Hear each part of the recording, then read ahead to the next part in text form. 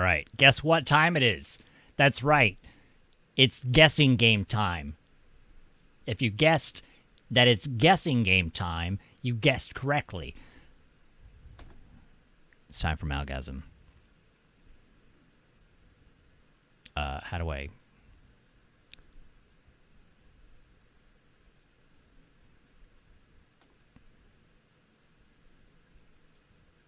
You know, I didn't even ask. Hold on.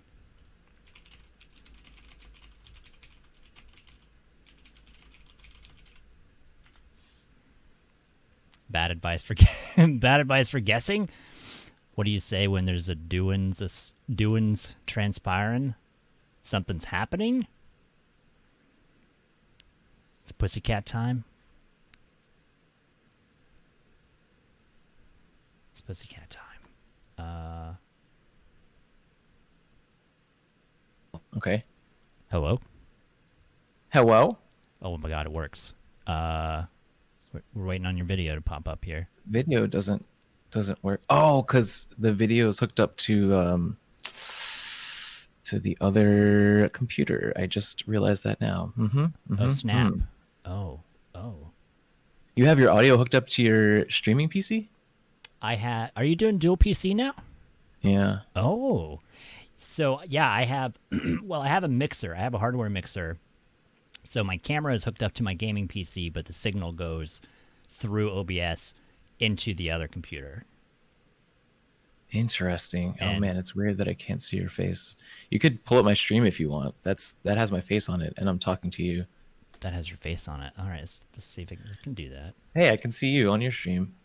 Here, We're gonna do this. You're streaming now? We're gonna do a dual stream talk. Holy shit! This is like Inception shit. Oh, yeah. We might break Twitch. I feel like Twitch doesn't know what's gonna happen right now. Yeah. Could be bad. Could be real bad. Let's see. Twitch. Who are you again? What's your name? Where? My God. Very rarely do I ever have like more than, 5 or 6 people on my list that are streaming. Tonight, apparently, everyone. Tonight's the night. That is amazing. Tonight's the night I have to expand. Whoops. I have to expand the list. Oh, there we go. Now I got you piped through. I didn't have you piping through to the stream yet. Okay. Let's go full screen. And then we're going to do this. All right. Bear with me, everyone's. Yeah, let me see if I can get you. How do I do this?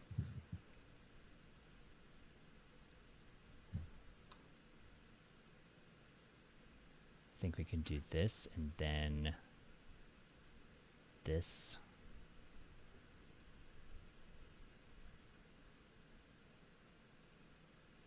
Wait, what? Hold on.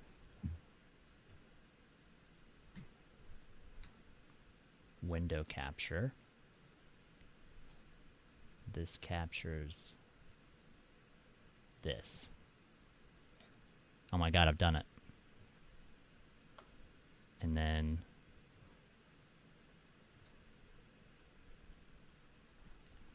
hey, it works. Hey, it's pretty good, right? It's about to be streamception time. Mm-hmm. I think your face and my face will probably be a little bit delayed when our lips are moving. Yeah, I can hear your voice though. That's yeah, so matters. The words coming out of our mouths might not match up perfectly. Yeah. How you doing, man? Happy Friday. Happy fucking Flitz Friday, dude. It's Friday. It's time to party. It's party time. It's good to finally talk to you. I finally got you. I mean, I went through your agent. I contacted all of your secretaries. All of them said you were super busy and that I feel like they just didn't like me. Your secretaries don't like me at all. I'm honestly pretty disappointed that you waited until the very end. You waited until you were fresh out of people to speak to ask me to be on your show, on your talk show. I think I asked you, like first. Like what is this, fifth wheel? I think I've asked you. Oh, yeah. First. You did. You were one of the first people I asked. Yeah, I guess you're right. Hey. Thanks for being patient. Thanks for being flexible. Thanks for continuing to bug me about it. I appreciate it. It's not because I haven't wanted to be on. It's it's been a year. Yeah, it has been a year. I mean, no, and I've got like that's the thing. It's like I use it as very. It's very. I write it in pencil. You know, it's a very soft deadline, very soft scheduling because people are busy. Like we never know what's going to happen day to day nowadays, and it can be difficult to, because like you never know. Like maybe you go home from work and your place is on fire or something. Like you're like 2 weeks ago, you could be like, yeah, dude, let's do this September 18th, and then on the 18th, and you're like, I got bit by a shark. That's it wouldn't be surprising in 2020. Yeah, because Sharknadoes are probably going to happen eventually. It's going to happen. Yeah, you bring up a really good point though. I appreciate what you just said. This year has really deepened my well of patience with other people. Like, right. I have a lot more room to be okay with, people like you were saying, like just not being there or being late or just, having something come up. And that's been nice because usually I'm still kind of that way with masks. Like get your fucking mask on because I don't want to be in danger because of your decisions. Right. But pretty much everything else, it's like, you know what? It's been a rough year. You take a load off. Yeah. Yeah. And it's especially because for me, as you know, I'm sometimes really bad about when I suggest that I'm going to do something that I don't always do it very quickly, like playing Fallout. I don't know if I agree with that. I think I saw that as you like tossing that out as like this is something that I might do, and I think I might phrase things a little bit differently. So like when I heard you say that, I was like, oh shit, he's gonna play it. Like if I were to say it, I would end up playing it. Right. But you were putting your toes in the water. You were testing out the game to see if you liked it. And, I appreciate that you did that. And it is that I'm kind of we bad had that moment. I know, because I know, and I know that because you've kind of given me shit about that before. But it's true though. That's me recognizing that is a fault of mine. Is that often I will kind of, it's not that I don't want to, it's not that I want to put it off. It's like, yeah, I kind of want to do that, but then like maybe I never get around to it. And at times it's probably that I should never say, yeah, I'll do that. I should probably just be like, I don't know, we'll see. Like maybe I should probably say things differently instead of like, yeah, I could do that. That sounds cool. And then never do it because then that makes me a bad person. It doesn't. I don't think it makes you a bad person at all. I mean, I just saw it as like me interpreting the way that you speak because we all speak differently. We all speak from a place I think that feels authentic to us. Right. And one of the things that I've the walls that I've really run into periodically, like over and over and over again, is trying to change people is really misguided. Right. And it's a tough one, but it seems to be, it's very challenging at the very least. Yeah. I think well, we should start talking about real things. Yeah, because I think we are a lot alike in a lot of ideologies, especially, and I think we express them differently, and I think sometimes we can be expressing the same thing differently, and it seems like we're saying totally different things until and then we'll talk about things and I'm like, oh, okay, no, that makes sense.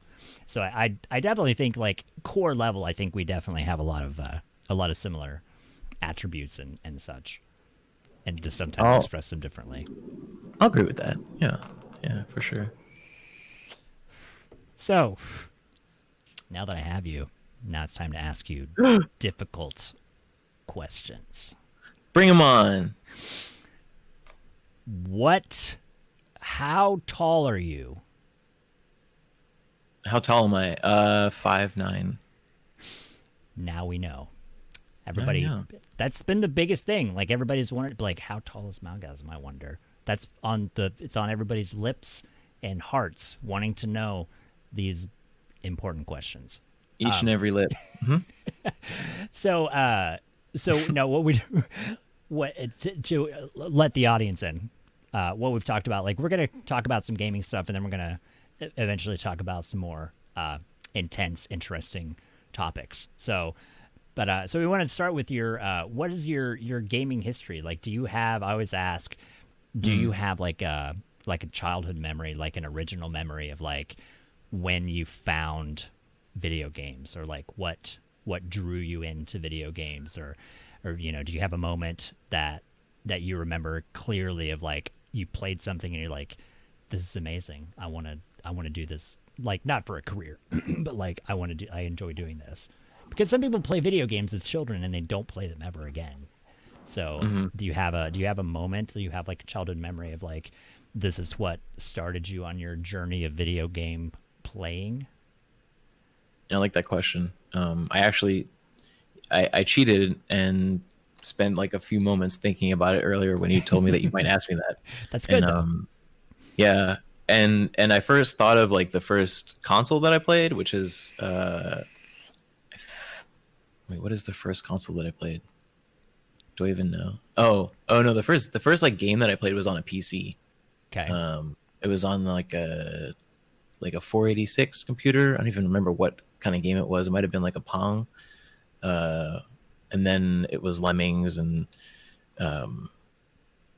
Oregon Trail and stuff. But like way before that, I think my first gaming experience was like pinball.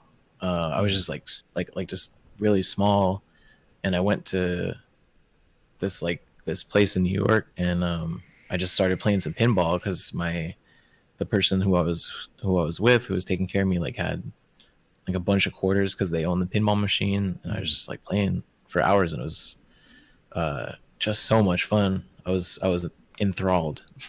It's very mesmerizing. I mean, pinball is like visually, it's very attention drawing with everything move. Like it's funny because you say that, because I found myself, I downloaded like Demon Pinball or whatever it is, like on the Xbox thing, and I was playing pinball the other day, and I'm like, why am I playing pinball? Like, what is?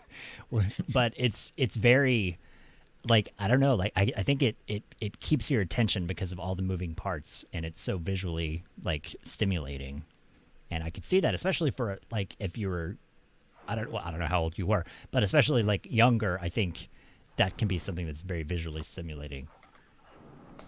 Yeah, and I think there's a nature to pinball that games before it might not have had, which is it's real time, and you can play it by yourself. Right. Like there's immediate feedback from the machine, like as to what's happening, and like you said, there's a bunch of stuff that happens, like lights go off and bells do what bells do, and other sounds happen and whatnot. Like, that's like that's an experience, you know. So did you also, hold on? I just realized cool. I don't have the fire background. I need to move this over. Actually, we could just wait. Does this working? Where's OBS? Why do you vex me? When you try to click on a window and it's like, no, I don't want you to click on that window. I want to click on a totally different window that's not related to it. Squeeze. There we go. There we go. One of my viewers, Dracus, was talking about arcades. Do you? What are your childhood memories of arcades? I remember. So my early memories of playing arcade games were like, there was a grocery store that was not far from where my parents were. Like, because we were out in the country, so there's very little that was nearby, and so one of the nice little grocery stores that we had, they had arcade games in them. You know, like we'd stop and get snacks, or we'd stop and buy whatever, and I would go play video games. And like I remember playing Joust was one of the first games I remember playing, and Dragon's Lair was a crowd favorite, and like Double Dragon and such. And but I distinctly remember most of my arcade game playing, or most of the time I played arcade games was in a grocery store. The arcade part of it would be like going to Chuck E. Cheese. Did you have Chuck E. Cheese in New York? Yeah, we had it. I wasn't sure how far spread that was. Like Chuck E. Cheese and like Showbiz Pizza. It'd be like going to a kid's birthday party in an arcade.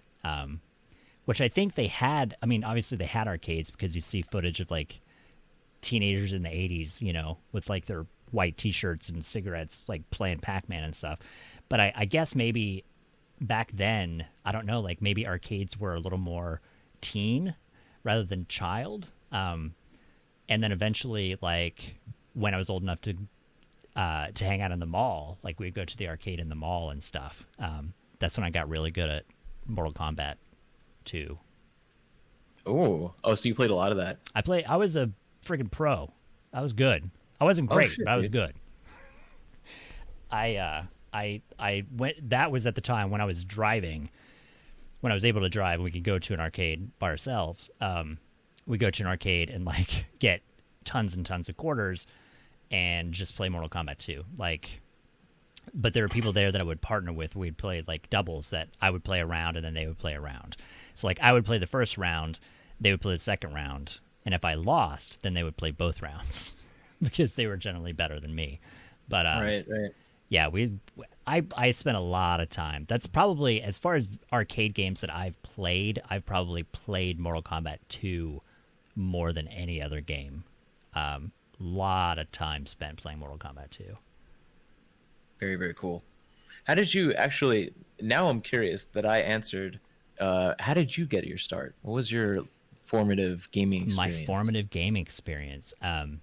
was, I remember, so I have siblings, and so they were 7 and 9 years older than me. So I was the mistake. I always believe that, because 7 years, like really, like you waited 7 years to have another kid. Are you sure? Like, I believe that's right.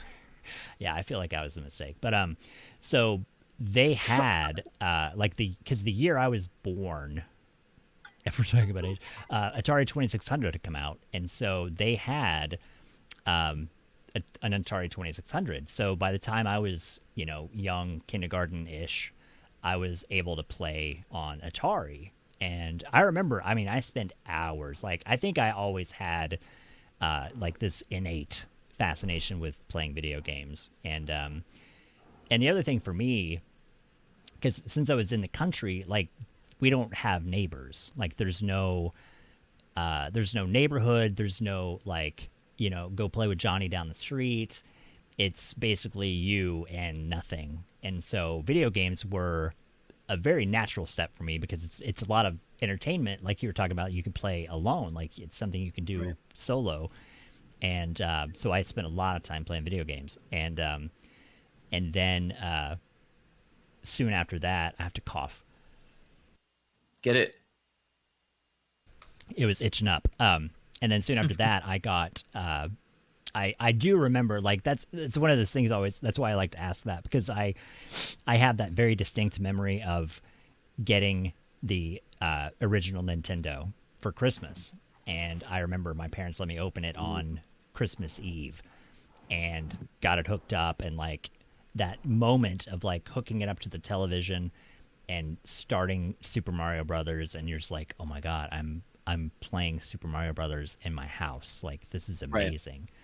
And it was because it was like I played for like 5 minutes, because then we had to go to another house for Christmas Eve stuff or whatever. But like I definitely remember that very particular distinct memory of getting that system hooked up and playing Super Mario Brothers, and from then on, like, that was pretty much it. Like, I played tons of Nintendo. I skipped, honestly, a lot of the 16-bit stuff. I was eyeballing. Back before Super Nintendo came out, they were touting the Super Famicom, which I believe the Famicom was one of the. I think they called a lot of the game systems, the Nintendo systems, were Famicom systems in Japan, and the Super Famicom was due to come out, and it's like this amazing it's just like an arcade experience, 16-bit graphics, blah blah blah. And I followed it for years, and eventually, by the time Super Nintendo was coming out, I had already switched over to computers and started playing computer games. Mm-hmm. Okay. So my progression from there was generally all through computer stuff. Like I skipped, like Steam Jar was asking, I skipped Sega Genesis, I skipped Super Nintendo. For a short amount of time, I actually had a Sega Master System, which was the 8-bit Sega.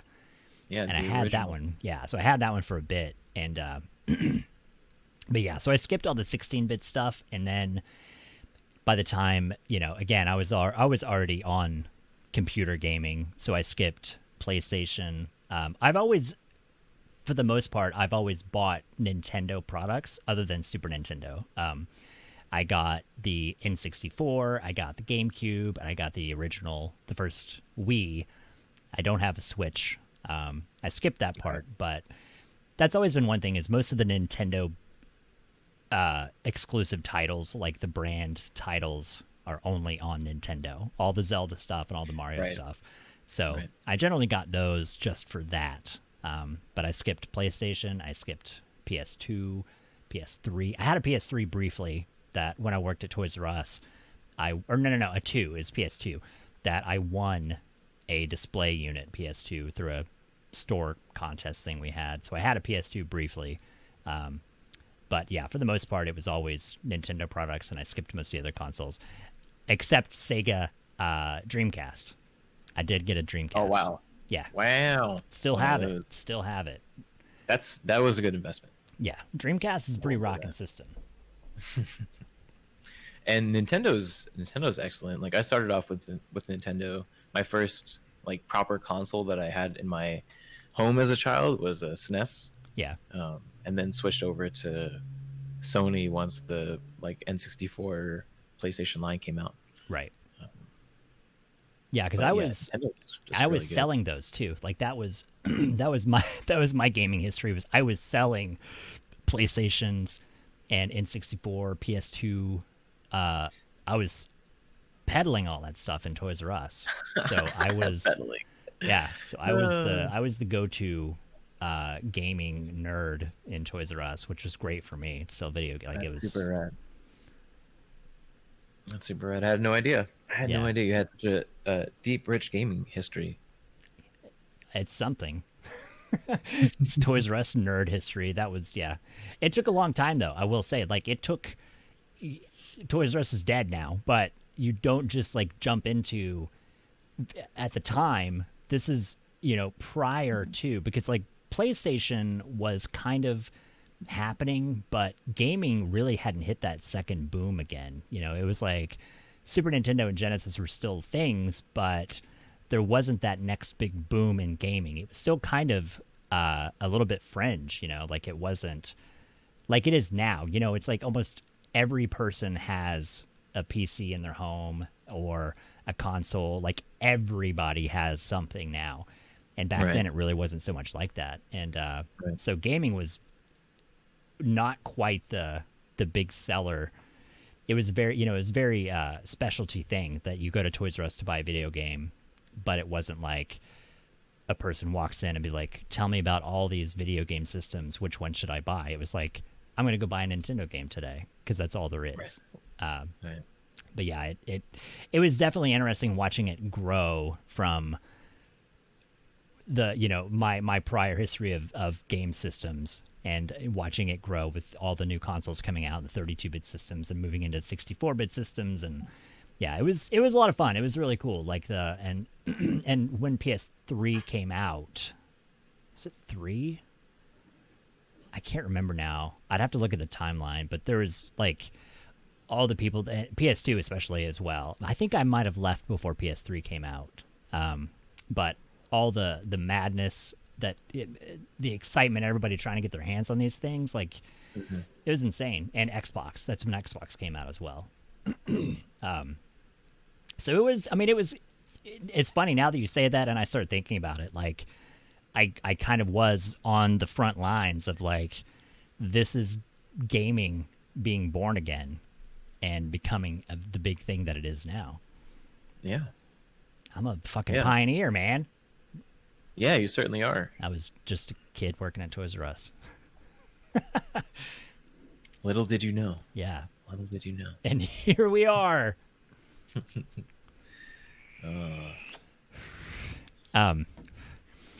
So what else you got? I have some questions for you, but I'm curious what you have, because I don't want to derail your interview. Like all great pioneers, kids working in a toy store. Yeah, it's true.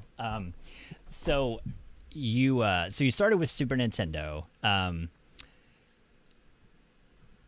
and you were in.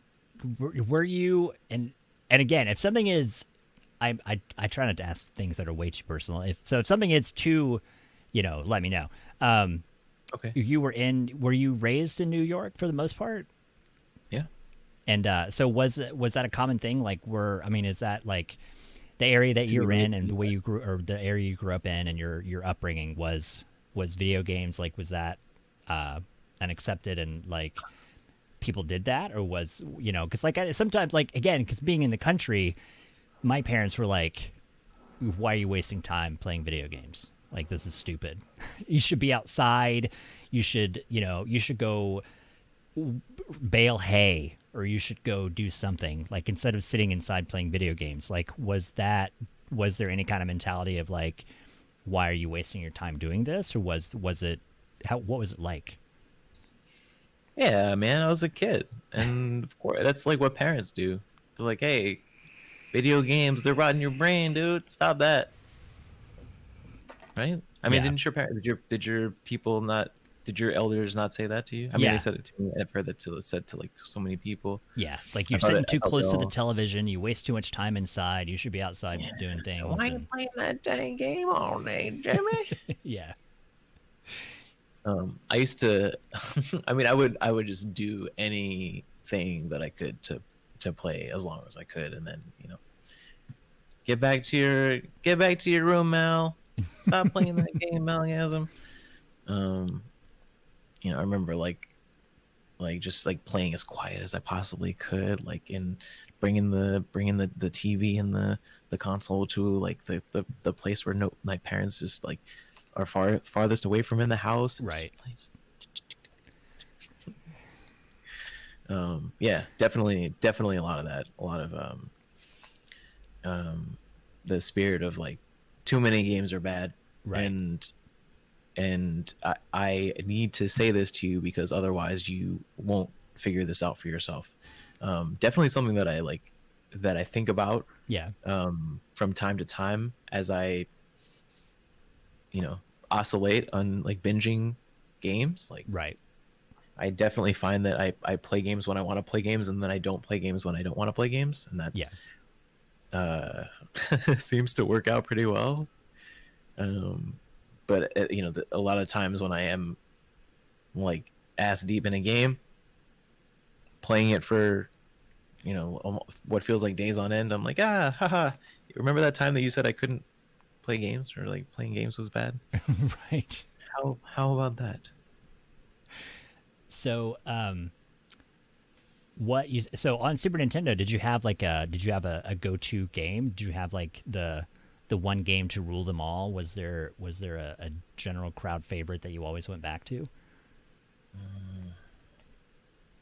I think for that console, Super Mario World was definitely my first love, and my one true love. Yeah. And then, so what drew you, like, because I know you said you had like a 486, and you were playing some of the early titles on the PC. What did you have a PC game that you got to that you're like, this is amazing, like, this is the best? Like, for me, that's probably Daggerfall. Elder Scrolls 2 Daggerfall was one of the big games for me that I spent hours and hours and hours playing. That you hit that eureka moment of like, this is unbelievable. Like, did you have one of those games that is the one title that you fondly remember that really pulled you in? It's like, this is amazing. I want to play more stuff like this. Ark. Ark, yeah. I know you love the Ark. I missed a lot of that hype though. Like I like Ark, but I really do, and I've said this. I really wish I could have started playing it early on, like when everything Yeah, was new and fresh.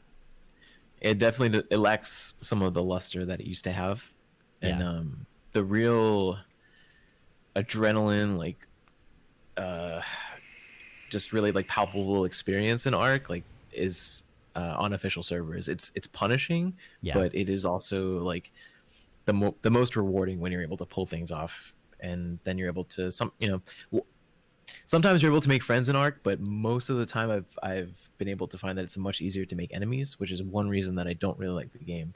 yeah, But mechanics wise and just like fun wise, it's really really good. yeah, yeah. That was like it's funny because funny ironic that you're playing Elder Scrolls Online because the idea when I was playing Daggerfall, the idea in my head was like this game would be amazing if there were living people in this game instead of just me visiting all of these towns and having all these experiences and having all of these adventures. Like it would be amazing if there were other people in the game, and it made me kind of wish, because then like Morrowind came out, and then what was there's 3 and 4. Do I have them? Three Oblivion. was Morrowind was 3. What was 4? What was after Morrowind? After Morrowind and Oblivion, Skyrim. Oblivion, and then Skyrim came out, and Sky. I didn't play. I've got Morrowind. I was looking at it. It's on my shelf. I have Morrowind, and I missed Oblivion, but I have both of them. I just haven't went back and played them. But Skyrim was such a great game too, and it gave me that same feeling of like playing Skyrim had that same feeling of Daggerfall of like I want to play this game with other people in it. Right. And then Right. Yeah. you get ESO, and it's like, I mean, and apparently it's great. I know you like it and you're playing a lot of it. But my general understanding is that it's not that. Like it's not Skyrim with other people. Is that accurate? I never played Skyrim, so I don't Oh, really okay. have a frame of reference for that. You've never played Skyrim. Yeah, I own it. I bought it moments before I bought ESO. Um, and I played Oblivion for like 5 minutes, and I was like, "Nah, I'm good." Yeah. So like, I'm just not really feeling like single player games too much right Right. now. Yeah. No, that makes sense. That makes sense. It's yeah. Um, I did what play. I think I did play the beta, like the early open beta of ESO. I played a little bit of it. And I've heard that it has improved a lot since the beta. Like I heard it actually the game was pretty bad for maybe even like the first year or so. Yeah. I'm curious though, like what elements do you feel like ESO is lacking that this like Skyrim with people in it would have? It's more. I don't. And I think it's funny because it's like, if you think of Fallout 76, because they wanted to make a Fallout game with other people in it, and because Fallout is kind of the same way. Like Fallout 3 and 4 were not, like they're not the same kind of game, but like the general feel of that game, I would say is kind of similar to Skyrim. That you're in this entire world that you can go explore places. It's just technological differences for the most part, and you go and you interact with interesting characters, and you visit scenic landscapes and new buildings and such. And in Fallout, it's bunkers and such, not caves and dungeons, but it's Sure. all like kind of interchangeable. And so it's kind of that idea of like I want this whole living world, but I want Malgasm standing next to me having the same adventure that I'm having. And I think a lot of people, which is, because we've talked about this too, and I think for me, Fallout 76 was kind of, it didn't grab me because it wasn't really that. Like it felt like it had the basics of you're there with your friends, but it doesn't feel like a living world. And now that I've said that out loud and thought of that, I think that's what it is to me, is that didn't feel like a living world because there were no people in it. And which is why, like, I should go back and try it with the NPCs, because maybe it would feel different now. Right. But I think that was the big thing for me, is that I I wanted it to be this world with other people in it, and also maybe not even like an MMO. Maybe you get 4 people, or maybe you get 8 people. Like, more that idea, not so much that it's overpopulated with hundreds of players, but maybe it's a small team of adventurers. Maybe they just make it, multiplayer for like a party. But I do enjoy mass or MMOs. Like, I enjoy having games like World of Warcraft was great. I played Ultima Online for years and ruined a relationship because of an MMO. But hell yeah, brother. That's how you know you played it right. That's how I know I played a lot of Ultima Online. It's because this girl's like, I'm not gonna watch you play video games for 12 hours a day. But it was always a different feel. And from what I've seen of ESO, it looks like that. It looks more. I mean, it's more geared to be like an MMO rather than the open world. Like, this is your map and this is your. I don't know. Like, but I can't really speak to it because I didn't give it a fair chance. Like I said, I played briefly in the early beta. But I mean, it seems like it works great. Like, what I've watched you play, it seems like the mechanics and everything work fine, and it seems like a pretty solid game. I just want to say that I agree, even with NPCs, to an extent, that the Fallout 76 world, and even I think to a lesser extent, the ESO world, don't feel like super. I think the word that I would use is immersive. Like, you have to like go queue up for a dungeon. You have to like go travel to the dungeon. You can't just like, it's not realistic to like get in the vehicle and like drive there or something as you would do. You have to like fast travel there, and you have to like queue up for a dungeon in ESO through a menu. Like, I wish to not have to do that sort of thing. Like, I want to go take a boat or something, Yeah, that makes sense. Like, it's immersive, because the world, the original. Like, did you ever play Fallout 3 and 4? I can't remember. It seemed like 76 was my first one. Yeah, I was gonna say. I was thinking you jumped right into 76. That it just, that was kind of the thing for me. And now I think that is the perfect word. That it doesn't quite feel as immersive. It just feels like, here's a map for you to play on. It doesn't feel like it's a whole complete immersive living world. But that's just me. So now at some point you've got to try Skyrim, and you've got to try Fallout 3 or 4 and see if that does it for you. But I know you actually and speaking of, back to the questions, because I think you tend to enjoy a lot of online games, a lot of internet-based like multiplayer games. Do you enjoy them more so than single-player experiences? Yeah, I think so. I think it oscillates. I think I enjoy both. Yeah. Just looking at my history, though, I tend to enjoy the online multiplayers more. I used to play a lot of PvP games, and then I just completely stopped playing PvP.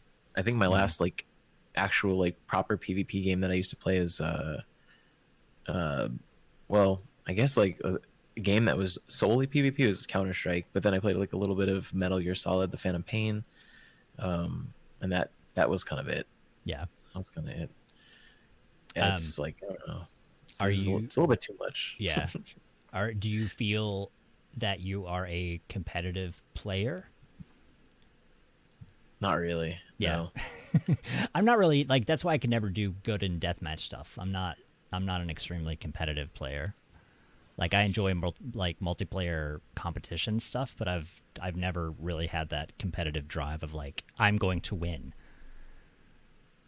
Do you have other areas in your life where you feel like you're pushing a little bit harder on the gas pedal? Probably, yeah. I mean, like, I think it's funny you say that, yeah, because I mean, I think I've never really, and maybe it was because I was so much younger too. Like I didn't really have, I never really had areas of having competition. I didn't have to really compete for much of anything ever, and so I think a lot of my focus is a little more inward. A lot of like, I need to be smarter, or I need to learn more, or I need to, be above this, or more. I guess maybe more intellectual. Like I think I don't always, probably on stream, I probably don't always show that, but like I do have a certain level of like, I don't want to feel stupid in most situations. Like I want to experience things, I want to learn things, and I constantly kind of want to grow mentally, and I think that's probably more my competitive nature of my soul brain is more internal growth rather than like competing with someone else to have a to win 4 kills out of what. So yeah, right. I guess I've never, and even like I dabbled with sports in school, and I'm not a very physically active person anyway, so that was always just a bad idea. But like I'm just really, I never really had that like aggressive, like competitive, I'm going to be better than you physically in my body. It was always like, I'll just be smarter. Okay. I like that. If that works. I don't, I like that. Because I'll never, like that's my alpha, is I'll just be smarter. You can be bigger and stronger and tougher, but you can't build a computer. Right. So right. You can't outsmart your way out of this conversation right now. Yeah. You can yeah, like you can kick my ass, but I'll still be smarter than you at the end of the day. Right. There's something too about PvP where it's like you see a person and then the next thing that you're supposed to do is kill them. Right. And that just for a number of reasons, like in this day and age, is just a bit tough for me to, like, it's a tough pill for me to swallow, and something that I'm looking to bring me a release from. Right. My like day, That's a very interesting perspective. Yeah. Yeah, for me, like I end up like really not wanting to be competitive, and I end up not wanting to go too ham on games, because I'm like pedal to the metal at work, like I'm threading the needle in terms of the amount of energy that I'm expending, and I guess it's like emotional and mental energy, and to like have to do that in a game too is also exhausting. And I feel like that, like, I guess maybe that's sort of, I'm realizing now that, like, I guess competition isn't something that brings me energy. Like, I'm not like a competition extrovert, and maybe that's a thing. Maybe some people, like, that's how they recharge. Yeah. Yeah, I think that's very deep philosophical and very true. I don't know that I've really thought about it that way either. I think that's a very big brain point to bring up. That's kind of giving me pause, because I'm kind of like, fuck you, you're right. Jeez, wow. That's why this is why you needed to be on here, that we can have these introspective talks. Thanks for having me, bud.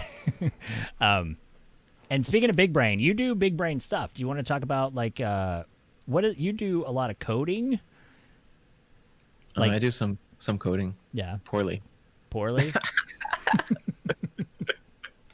Like, I mean, because that's got to be a lot. I mean, I don't know anything about any of it, but I presume that has to be rather mentally taxing, because a lot of those, like, there's not a lot of room for mistakes, I don't think, right? Like, it's got to be, you've got to constantly be on the top of your game and making sure syntaxes are correct, and words and spellings and characters and things. Like, that's got to be pretty mentally draining, I would think, right?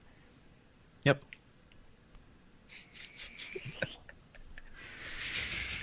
Yes. Yep. Yes, it is.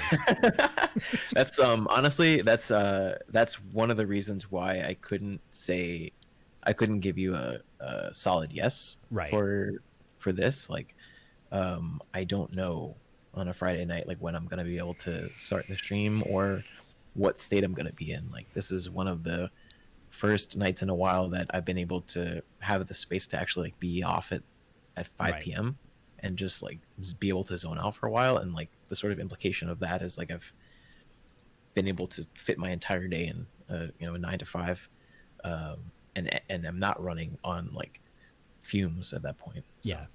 Yeah. No, I know that feeling too, because there are those days where you're just like, I can't even. I can't even. Just even. yeah, yeah, So for sure. what was it that drew you to Twitch? Like, we started, I think, roughly around the same time. Like, it's been a couple of years, and I think you had just recently started streaming around when I did, or maybe before. What was there a thing that drew you to it? Was there an experience that drew you to it, or did you just kind of see Twitch and you're like, I want to do that? It's a funny answer, I think. It's a combination of me like noticing Twitch and understanding that it was a platform on which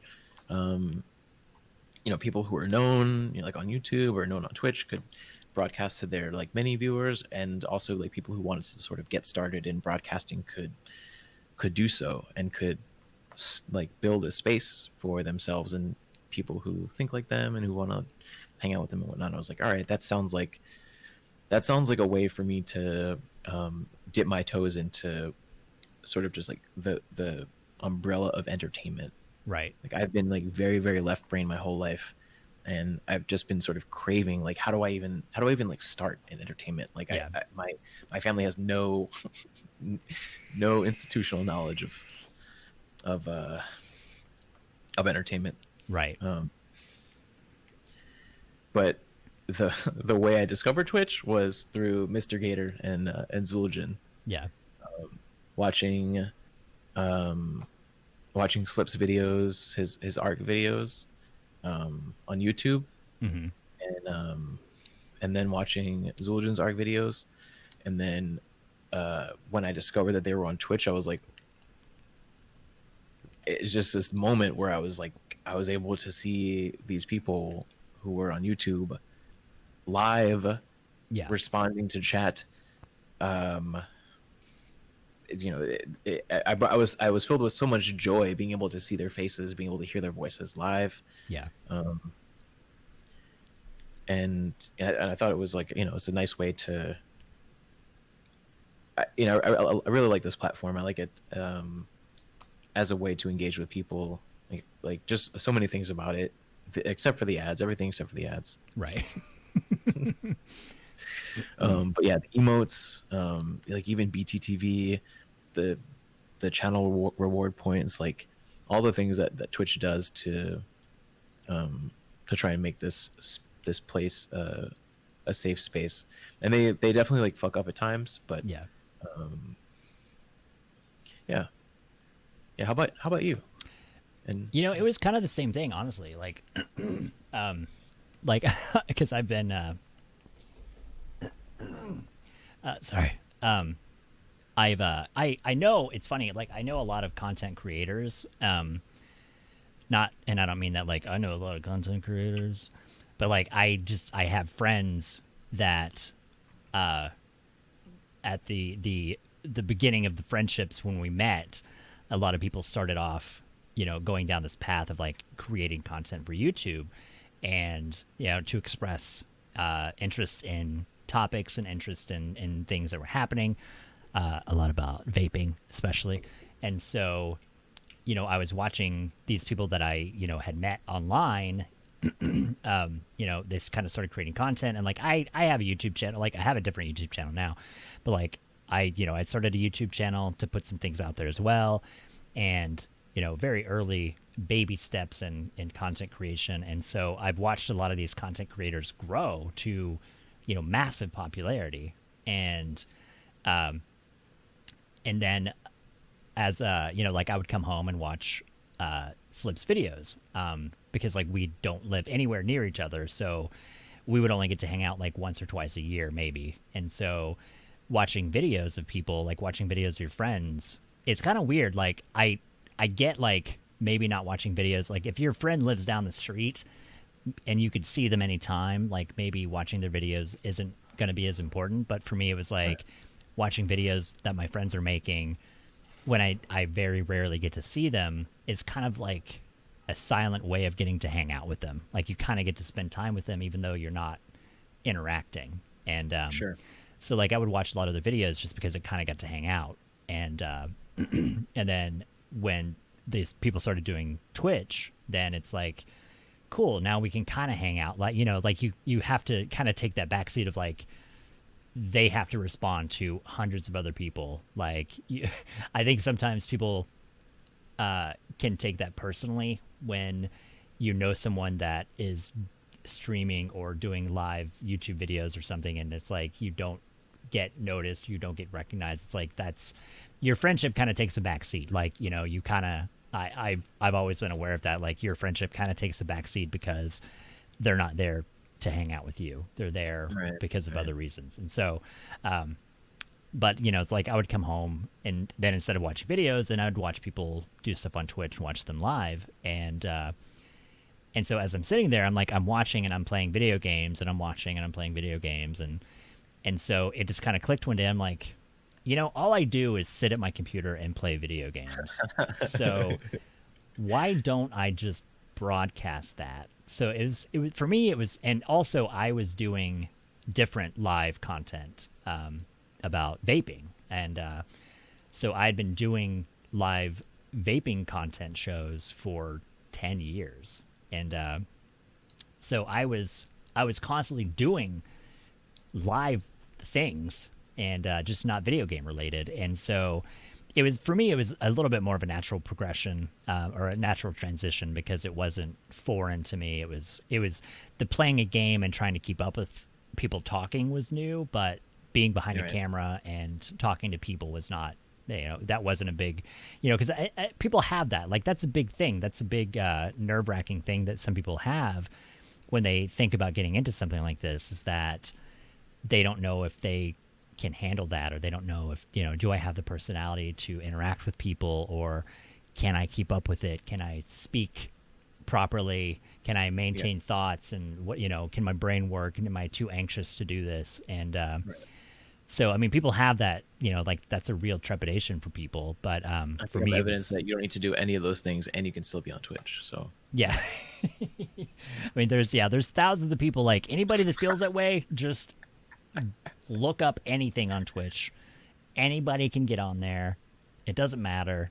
But so like for me, it was just a little more natural that it was kind of like, I'm sitting here playing video games anyway, so why not just play them on camera and see what happens? Like, it was never, I will say, like, the only monetary goal that I really ever had, because it was never like, I'm going to do this and I'm going to be famous and be rich.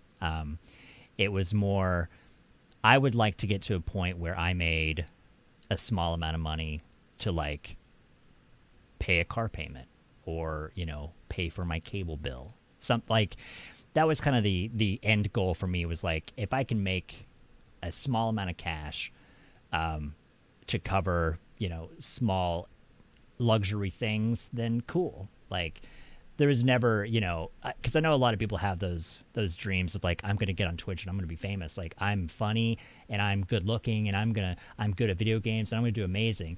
And they don't. Like, that doesn't happen to everybody. Yeah. And I mean, it's a very, very small percentage of people that happens to. And so I never had those dreams of like, I'm going to break out and, move into Hollywood because people are going to see me on Twitch.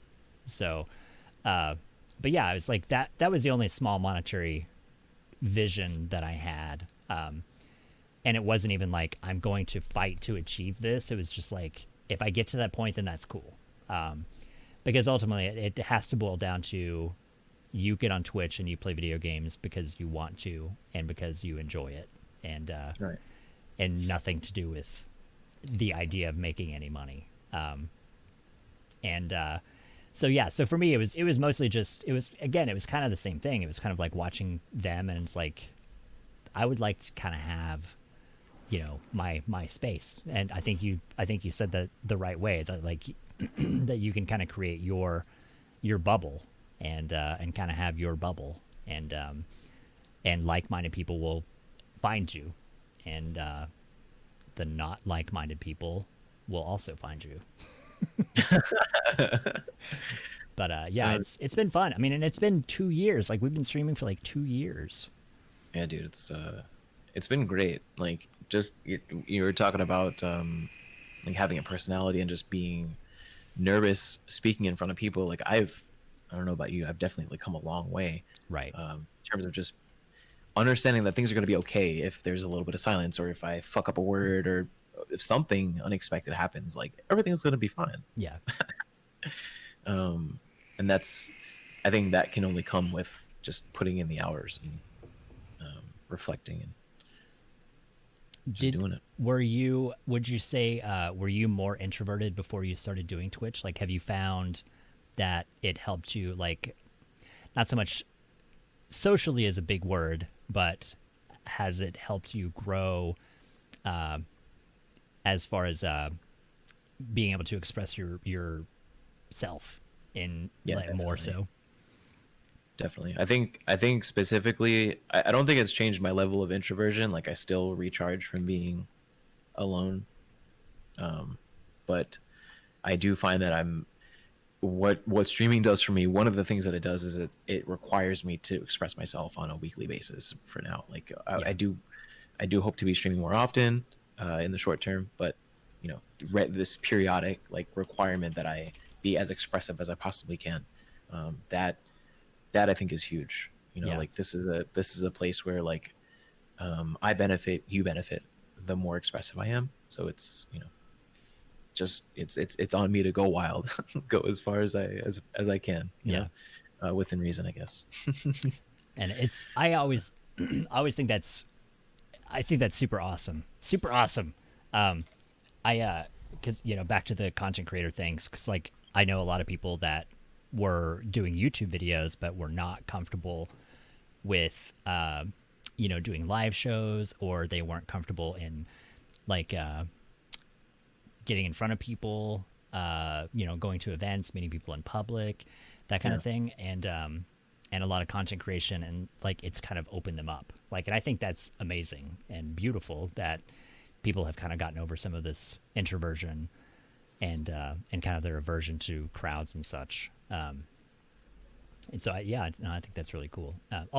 We have a battle, by the way. Sorry. Get it. Hold on one second. I was thinking about something while we were talking. While you were talking about the sort of how your, you know, regular YouTube videos became. It became Twitch, like this like real time Twitch experience. Like I was thinking, like, what's the next iteration of Twitch? What's the next iteration of live streaming? Right. It's gonna be VR. All of us in a giant holographic VR room, jumping around, doing stuff with our VR bodies, and watching a streamer do something, possibly. I mean, that makes sense. I mean, because that's Sooner Senpai is in here, because Sooner does a lot of that stuff already. Like Sooner does some video VR chat stuff, and I mean, I think that makes sense. Like that does seem like a logical evolution, that eventually, instead of sitting in a chair and being a person, that we can be in a VR headset and be a, you know, Keanu Reeves or something. The moment that SAO comes out, Sooner and I are going in. We're plugging in. Is that the Tesla brain chip?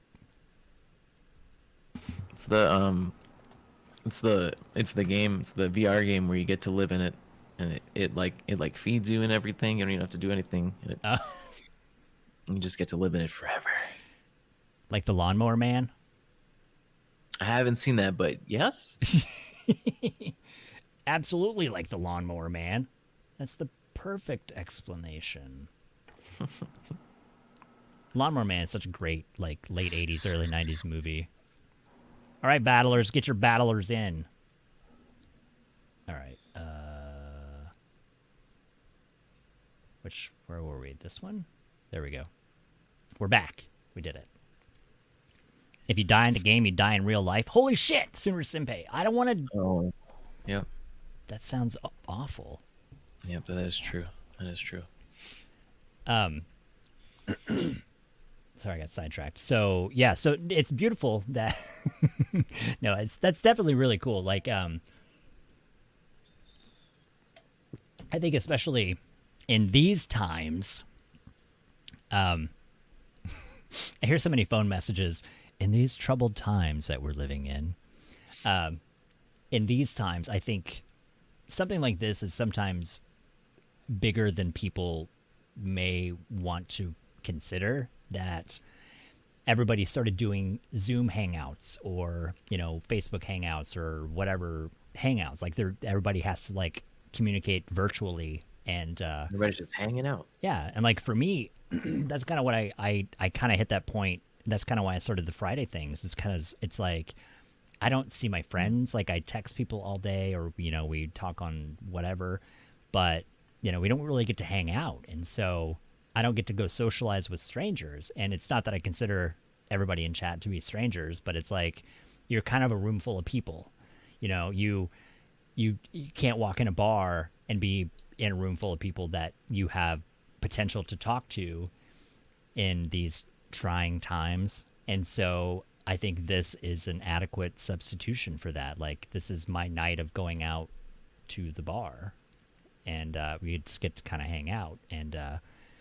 And now, in these conversations, this is you're sitting at the bar stool next to me, and we're hanging out and having conversation amidst people having conversations around us. That's my that was the idea. That was the brain idea for Fridays. I like it.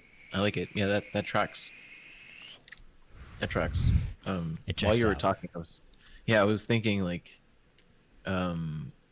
it's a very interesting dynamic how like we're here, everyone can see and hear us, and the only medium that everyone else has to communicate with us is text. It's just right. Like messages through Twitch chat.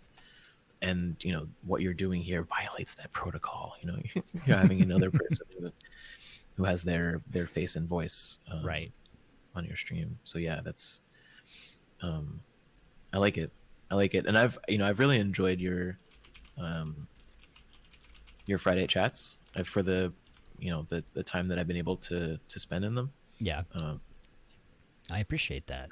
And I like that. Like I don't like that as an ego thing. It's not like cool, I'm doing something neat. It's that I want it to be something that is well received. Like I want it to be something that is in some way stimulating and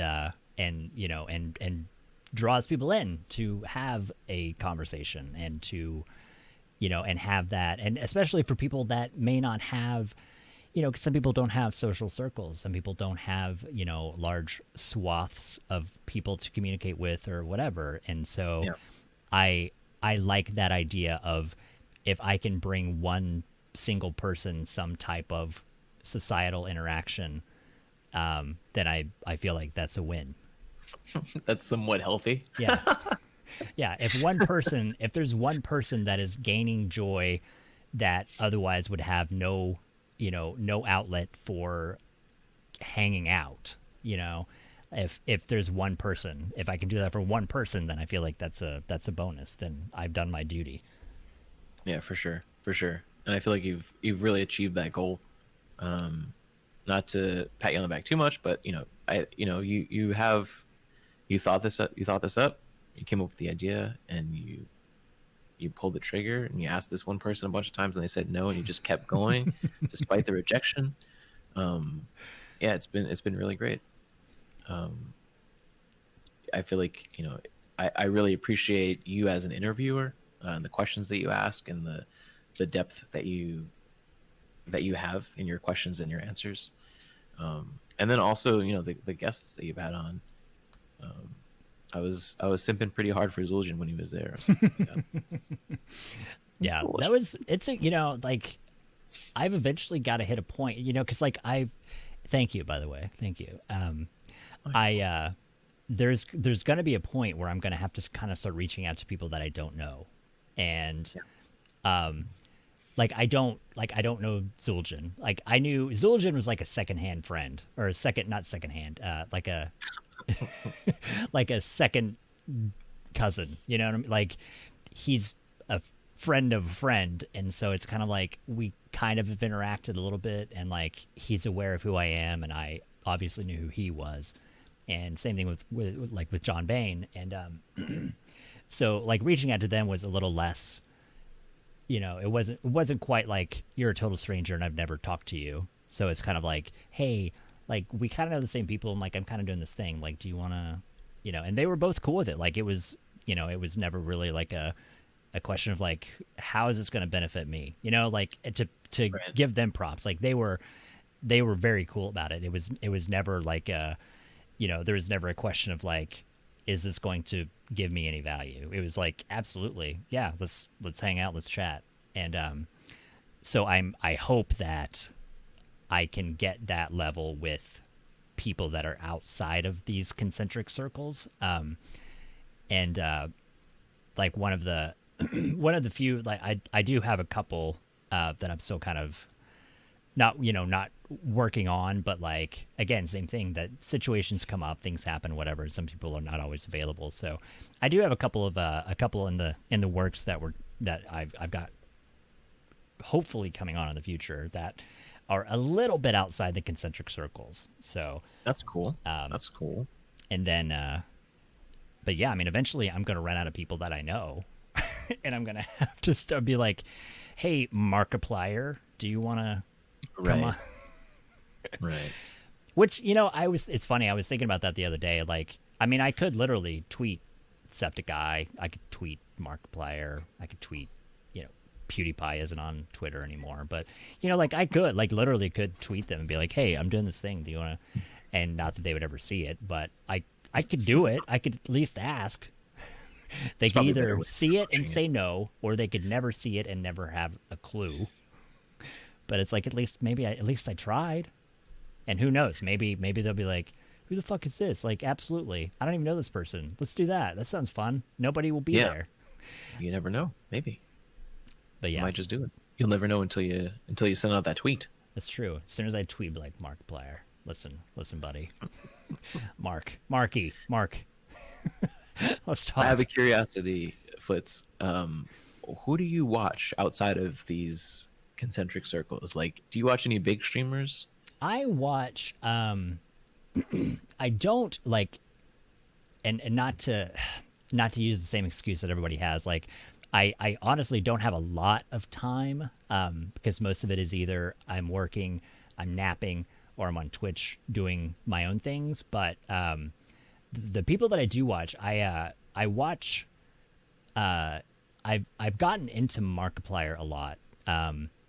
It was one of those, like, I never watched his early stuff, but more recently, my niece really loved him, and she's kind of grown out of him, I think. Like, I don't know who she watches now, teenagers, but so I got to looking into some of his videos, and I caught a few here and there that I'm like, that's cool. Like, I can dig that. Like, he sometimes has a bit of a hyperbolic personality, but I started watching Unus Annus, and Unus Annus is there. It's Markiplier and this guy Ethan, Crank Gameplays, I think it is. That they had this idea, which I think again it was cool that they got an idea and then they did this thing. They thought of something and they put it to work and did it. That they were going to do a video every day for a year.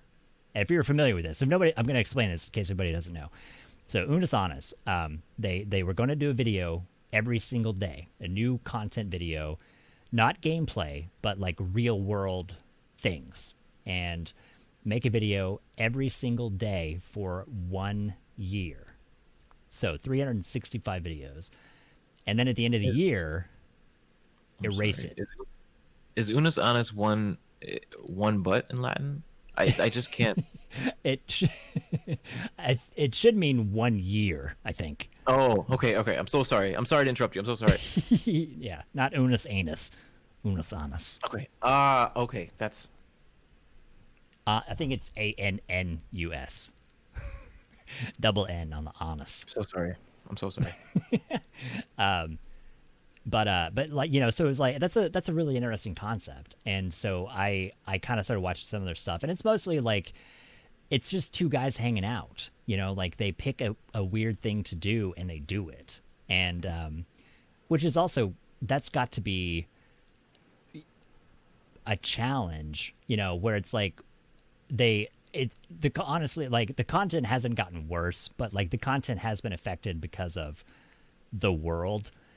Because some of the earlier stuff, like, they were able to do more in public, but now it's like everything is a little bit more contained. But it would be like they went to a dog training school where they train attack dogs, like police dogs, and they went and did the thing, like they put on the big dog suit and let the dog attack them, or like they hired a stunt man, like a combat stunt man for movies, and taught them how to stage fight, and taught them how to roll, or taught them how to, fake a punch or fake taking a punch, and how to mime out, like, guns and knives and combat and stuff. And, so like they were doing really interesting things of like, you think of all the things that you could do, as a person, you think of like, what can I go experience today that I've never done before? And they were doing that. And part of me, like, I feel kind of bad because of everything that happened, because a lot of that really got cut, because now it's like they just hang out at home. Right. That was this year. This is currently happening. Yeah. So it's got, like, it's going, I think it wasn't quite like January 1st. I think it started at some point either in the middle or earlier before the year started. Or maybe it started on the 1st. I can't remember. But yeah, so the idea is they make all of these videos, and then at the end of the year, they delete the channel. That it's gone. All the content gone. All right. And someone's definitely gonna record that and store it somewhere. Right. And so that's their thing. It's like, please don't save copies of it. Don't post it. Don't repost it. Whatever. Like, I mean, obviously that's going to eventually happen to some of it, but like they don't want to keep the content. Like they don't want to keep it out there. They want it to be like, this is fleeting. Like, understand that life is fleeting, and understand that everything is temporary. And like, this whole deep meaning behind, life is you're just here right now. Like, we don't want this to be available forever. We want you to experience this with us and go through this journey for the year, and then it's gone. And then all you have is your memory of it. It's like the Snapchat of annual stories. Yeah. And so like watching that, like you kind of, it's a little more, I mean, obviously they're both, they're still characters in, but I think you get to see a little bit more of them as a person, and compared to watching Markiplier play, screaming at horror games or whatever. And right. So they definitely, like, I like their dynamic, and I the content they make, like, most of it is pretty funny, and just seeing two dudes just hanging out and doing stuff. And so I've kind of gained a little bit of respect for them. So I watch a lot of that, and I know it's taboo and forbidden, but I have really, like, over the past year, started watching PewDiePie. And a lot of it started with some of the controversy over what was it? He's had a lot of controversies, obviously, but like there was one of them that he was donating $10,000 to a charity or something, and then it came out, it's like, oh well, this charity is not the best charity. Like, why would Markiplier? Oh, right. It was like, this charity supports Nazis or something. And so then it's like, of course he chose it because he's a Nazi. And my personal feelings, I don't know him.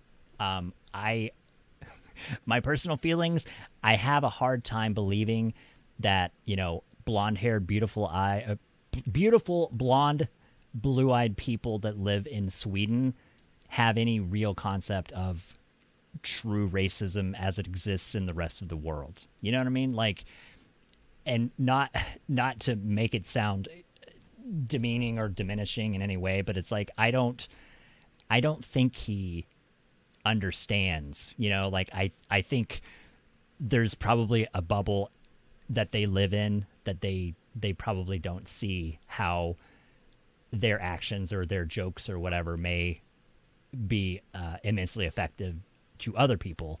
So I don't know. I don't know if he's a racist or not. Calling other people Nazis? Well, no, like just that everybody, you know, like he's done some things. He's said, yeah, like PewDiePie, like he's used the word, you know, like he used the word once in a stream, and there's a bunch of words. He's used one of them, and he a bad one. A bad one. Yes. And he has, like, some of the videos he did, like I think he does a lot of stuff it's dark humor. And I'm not trying to defend PewDiePie, just in case anybody's like, what? I don't know. I don't know him. I can't call him a racist because I don't know him. I don't know what's in his heart. I don't know what's in his brain or how he feels about things. But he has some dark humor, and some of it, I think, you know, again, it's one of those, like, that's probably something you shouldn't say to a million people, but like maybe you share a joke in your group of friends that understands that it's a joke, or understands that it's like telling a bad joke where you're like, oh, that's horrible. Like, it's like a dead baby joke, you know? Like, you don't tell dead baby jokes to everybody. You tell dead baby jokes to certain people, and you're like, right, that's bad. You know, you're like, that's funny, but that's bad. And my personal interpretation, I just kind of think that's probably what a lot of it is. Just because I also have that dark sense of humor of, like, I can find things that are funny, even though it's really twisted and bad, and you shouldn't laugh at it. But anyway, so besides all that, that's my thoughts. That's in case anybody's like, PewDiePie is a fucking Nazi. Why do you watch PewDiePie? That's how I feel about it. Yeah, I think you're probably spot on, and I think even further than that, there's like the cancel culture. There's so many reasons for people to shit on something else, and it is so acceptable in today's culture to do so. Right. It's even encouraged in a lot of ways. And there's like so much irreverence.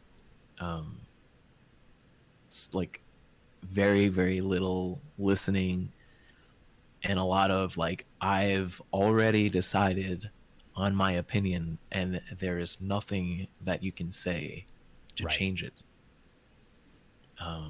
Yeah, the cancel culture thing, that's a huge, horrible thing, I think, that's happening. The cancel culture thing. Yeah. We can talk about that later. But yeah, it's that, and I think that was kind of what drew me into him was watching some of that and reading about some of it, and then watching some of his videos, because it's basically him saying, like, what the fuck do you want me to do? You know, it's like, you guys bitch about this, and then if I do this, and then you're telling me that I can't use my $10,000 to give it to whoever I want to, that it's like, obviously you're not doing it. You're not giving 10 grand to whatever. Exactly. And suddenly I'm the bad guy for wanting to try to do something nice. And then you're telling me in my charity, I've chosen the wrong charity to give to, that I should give to a different charity. Otherwise I'm a Nazi or an asshole or whatever. And what sealed it for me was watching this video. He was wearing, like, you know, he's rich as shit. So he's wearing like some $600 sweater or something, you know, and it has what appears to be an iron cross on the, like, it's like a turtleneck. And it looks like it's got an iron cross on the turtleneck. And so then everybody's like, oh, in his apology video, he's wearing a fucking iron cross. He's wearing a Nazi symbol. And he's like, it's the goddamn St. George's cross. Like, this is from Georgia, like the country Georgia. And that's their cross. Like, that's their emblem. It's a St. George's cross. And he's like, I can't do anything without somebody. And so seeing that, it's like like, I don't, I mean, there's that part of me that feels bad. I'm like, yeah, you got millions of dollars. Like, this is awful for you. But also, it's like, I kind of get that. Like, not on that level, but, there are times, like, as a person, you do or say things, and you're kind of like, that's fucked up. Like, no, like, nobody understands what I'm trying to do or say. Like, you're just looking for reasons to be mad about something. And, and the way he started expressing that, and it kind of drew me in, and it's kind of like, I get it. Like, and he makes fun of everything horrible on the internet, and so watching those videos, I'm kind of like, yeah, I get it. This guy's a fucking idiot. That guy's a fucking idiot. Like, Karens and Chads and like this whole thing, and so back to the original question. So I do watch a lot of Unis Honest. I watch a lot of PewDiePie. I watch some tech reviews. Like, I do keep up with some of the new tech stuff, like Linus Tech whatever thing, and there's like a Galaxy what is it? Nexus something. Nexus Gaming, I forget. And okay. All right. So there's a couple of tech channels I watch for like updates on, here's a new motherboard, or here's a new video card, or here's a thing. On YouTube. On YouTube. Do you watch people on Twitch? I watch a handful. Like, I do honestly kind of go through most of the people I know. Like, with the small amount of time that I have, it's generally watching friends. Like, because as you know, like, it's difficult because we spend a lot of time broadcasting rather than being able to hang out with people. And so I try to spend that time like getting to hang out with people that I know. Like, I try to come into your channel and hang out, or hang out with people that I communicate with, just to be like, hey, I'm here, like, I'm supporting you. And so I haven't spent a lot of time looking up or searching out new channels. Got it. But yeah, most of my content, it's usually like I watch a lot of stuff on YouTube, and then my Twitch exploration is generally people that I know. Or if it's like a raid, like sometimes you do get to find new people, which is the point of a raid, is that they take you to a channel and they're like, hey, this is cool. Like, I like this person. Do you how much like live YouTube content do you watch? I don't watch a lot of live YouTube content. I have one friend that does some live videos a couple of times a week that I watch whenever I can. A lot of it's usually more that it's a time restraint, that they're doing something when I'm doing something. But like one of my friend John that came on, the guy from England, they do a show once a week on Thursdays that's live on YouTube that I try to catch. But yeah, for the most part, most of the live content that I consume is generally on Twitch. Okay. Yeah, that makes a lot of sense. Like, if you don't have a lot of time to watch, YouTube would be like it would be the easiest content to consume, because you can like watch a little bit, pause it, go do something else, come back to it. I am in a little bit of a different situation than you. You don't work at home, right? You actually go. I do work. I still work at home. Yeah. Oh. Yeah. Okay. All right. Since March, I've been sitting in this chair every day. Well, I'll a lot of times have, like, especially if I'm not in a meeting, I'll have like a Twitch stream on in the background while I'm plugging away at work. Yeah. And I like phase in and out of focus between like work and the Twitch stream whenever like I want to like uncontract the muscle, like relax the muscle that has been contracting on code for hours or whatever it is. Yeah. So I spend time in Twitch streams and make my way around and just try and like discover new streamers. And like lately I haven't really been I've had a hard time watching produced content, like TV shows and movies. Like, I can maybe watch like a movie a week, or like a couple TV shows a week, and if that. Yeah. And otherwise, like, all of my time spent consuming media is spent consuming like Twitch, like some sort of Twitch stream, and like not even a VOD. Like, VODs don't even work. Yeah. I need it to be like the raw live content. It feels like, and maybe it's like this for you, like, because I do kind of pop on, but again, it's usually people that I know. But I do kind of turn on Twitch when I'm working, like, so they'll be on the side, and Right. because it feels like you have, for me, it feels like you kind of have a person, not really like there, but like you kind of have, like you're not so alone. Yep. When you're sitting in a Definitely. room by yourself alone doing something, and it's like you have a live person talking, it's kind of like a weird comfort of like, it feels like there's somebody else around. Yes. Yeah. 100%. It has helped me a lot with being lonely, being cooped up here. I do not want to go outside because people. I mean, people weren't wearing masks. Like people are wearing masks more these days, but like it just wasn't safe to be outside. Just Yeah. straight wasn't safe. So I just hunkered down in here, and Twitch was huge for that.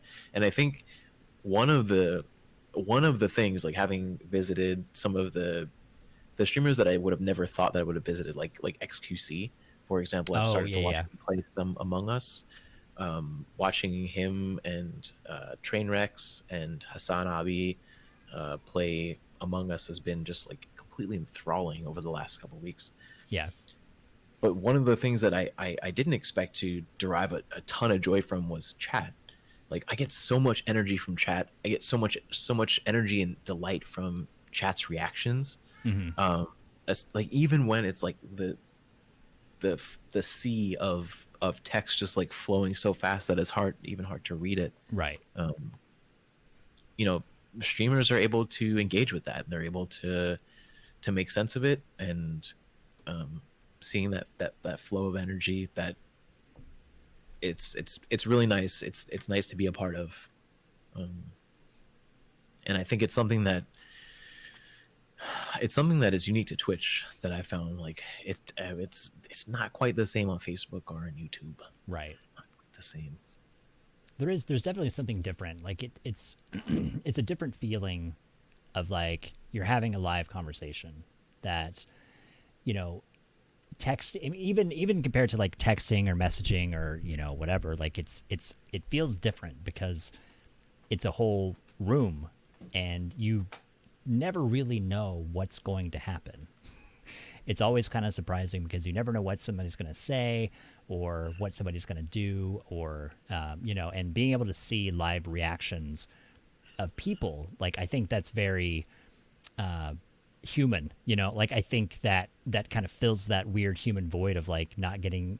And for me, like on that subject, like going into public, everybody's wearing a mask and you can't really read people's emotions. You can't really read what Mm-hmm. people are thinking or what they're trying to express. And I think it's a weird thing that's missing, like that's been tough for me because I'm kind of a social butterfly. Like I'm kind of very dichotic, that I'm very shuttered and sheltered, but also I like to be in public, but I don't like to always interact with public. I like to sometimes just be in a crowd to feel Right. better Right. and to watch people and to see what they're doing and to see how people are Right. acting. Mm-hmm. Just to know that like we're together. Like we're not just, and not like in a weird To emo, be. like we're all alone, but just like Yeah. that's what we should do, is like we see people and we interact with people. And so, oh, Bullfrog said her mask is clear so you can see her smile. Lucky. Mine looks like my mouth. Have you seen my mask I made? No, I have not. I want to see it.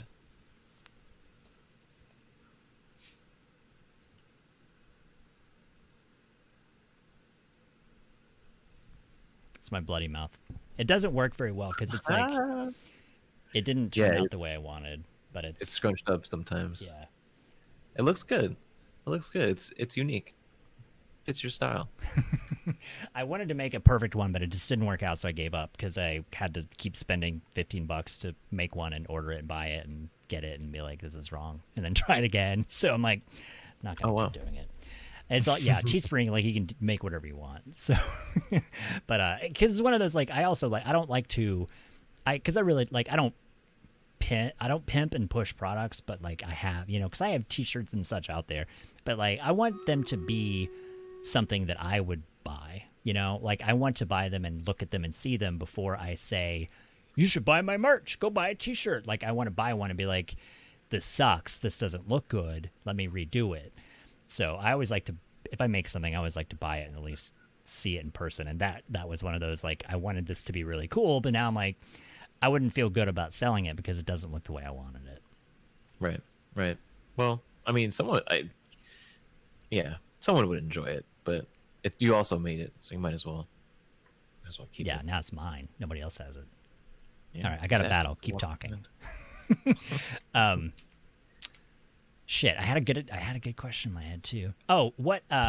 So when you watch Twitch, do you look for certain content? Like, do you look up, do you look by game, or do you look for, like, is there a certain thing you look for when you find new channels on Twitch? Usually I check in with myself before I even like hit Twitch. I'm like, what do I want to do right now? Yeah. What sort of thing do I want to consume if I'm like in the consumption mood?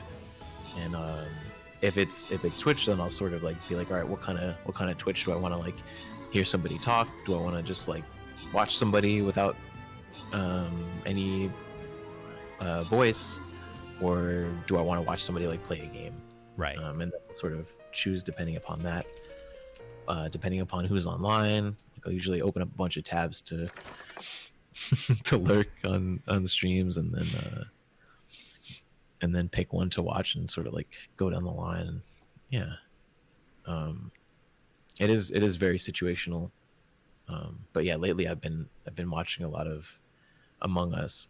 I had been watching since Woke started streaming. I had been watching only Woke, Right. Woke. But I have been it hasn't been good for my mental health. Like I've been just getting more and more sad and more angry, and that's a lot of like that. Is that channel? It shows a lot of like live cams and like what's going on in the world kind of thing. Is that what that is? They are documenting the protests. Okay. And they're documenting it through people who are live streaming it. Like okay. Seattle and New York and Portland. Because I remember I think I was in your channel one night and you rated them, and so I saw, and I couldn't remember exactly what it was because it was I was thinking it was like, it looked like it was like drone footage or like individual footage of like people with cameras or cell phones or whatever. Yeah. So is it like a montage? Is it like do they have a person that's there doing it, or is it like they have people that, like, multiple people that are doing it and streaming it back to them, or do you know how does that work? So there's one person streaming, and they have an application running, an application that was actually made for Woke, mm-hmm. that other people use too. There's a few other channels that have popped up that are also using that software that allows you to basically take Twitch URLs or YouTube URLs or Periscope URLs and plug them into this thing and display them in a grid okay. format. So what they do is basically they'll spam in the channel like, hey, submit some links, go find people. They'll sort of crowdsource it, to the viewers and say like, hey, find us some people who are streaming protests right now, and we'll put them up, and they do. Gotcha. Yeah, some of that is I'm with you on that. Like it's I remember early on, whenever it kind of first started happening, there was a channel called Smoke and Scan, I think it is, that one of my friends was watching, and I think it's a dude getting high watching basically the same stuff, like surveillance footage or something, and yeah, it's a really weird feeling because it's like, this is happening, like this is real life, people are doing this, and whether good or bad, like I don't want to, I know the tone of my voice made that sound bad. I'm not against, I didn't hear that. I'm not against people doing things for good.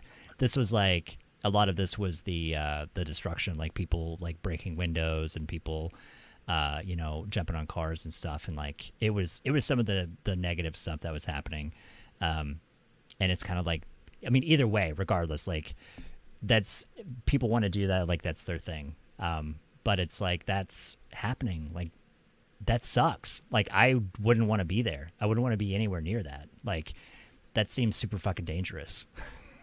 And it's like that taste of real life that's happening outside your door that you're not aware of.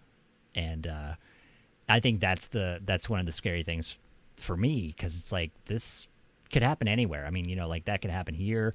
Like thankfully it's been pretty quiet in my town, but I mean, I know like you've been, I know because I know California is a huge state, and I know even LA is a huge place, but like, you know, I know you're a bit of a, you know, in the middle of a lot of things that have been happening, but I don't know, have you been, everything's been pretty far away.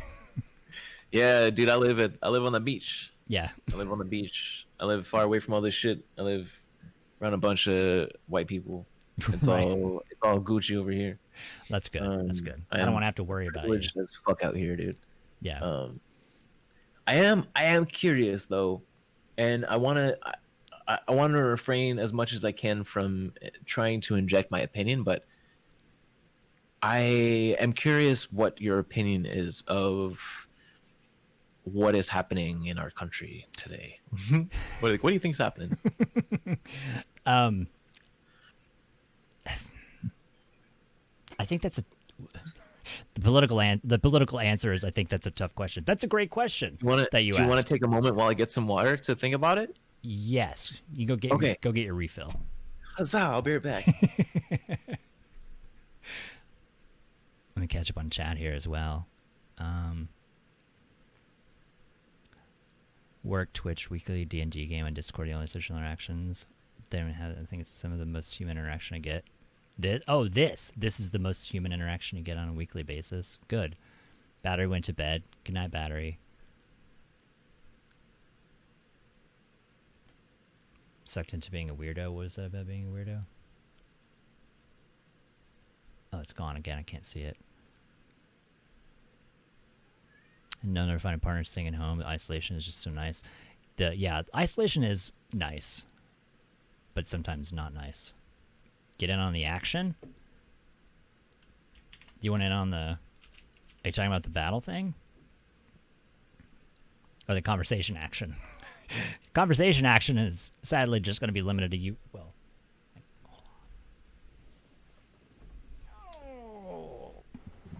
sweet. Look what I found. Have you ever seen how big my cat is? Have you seen how ridiculous this cat is? That's a thick boy. That is a thick... Like, he is as big as my body.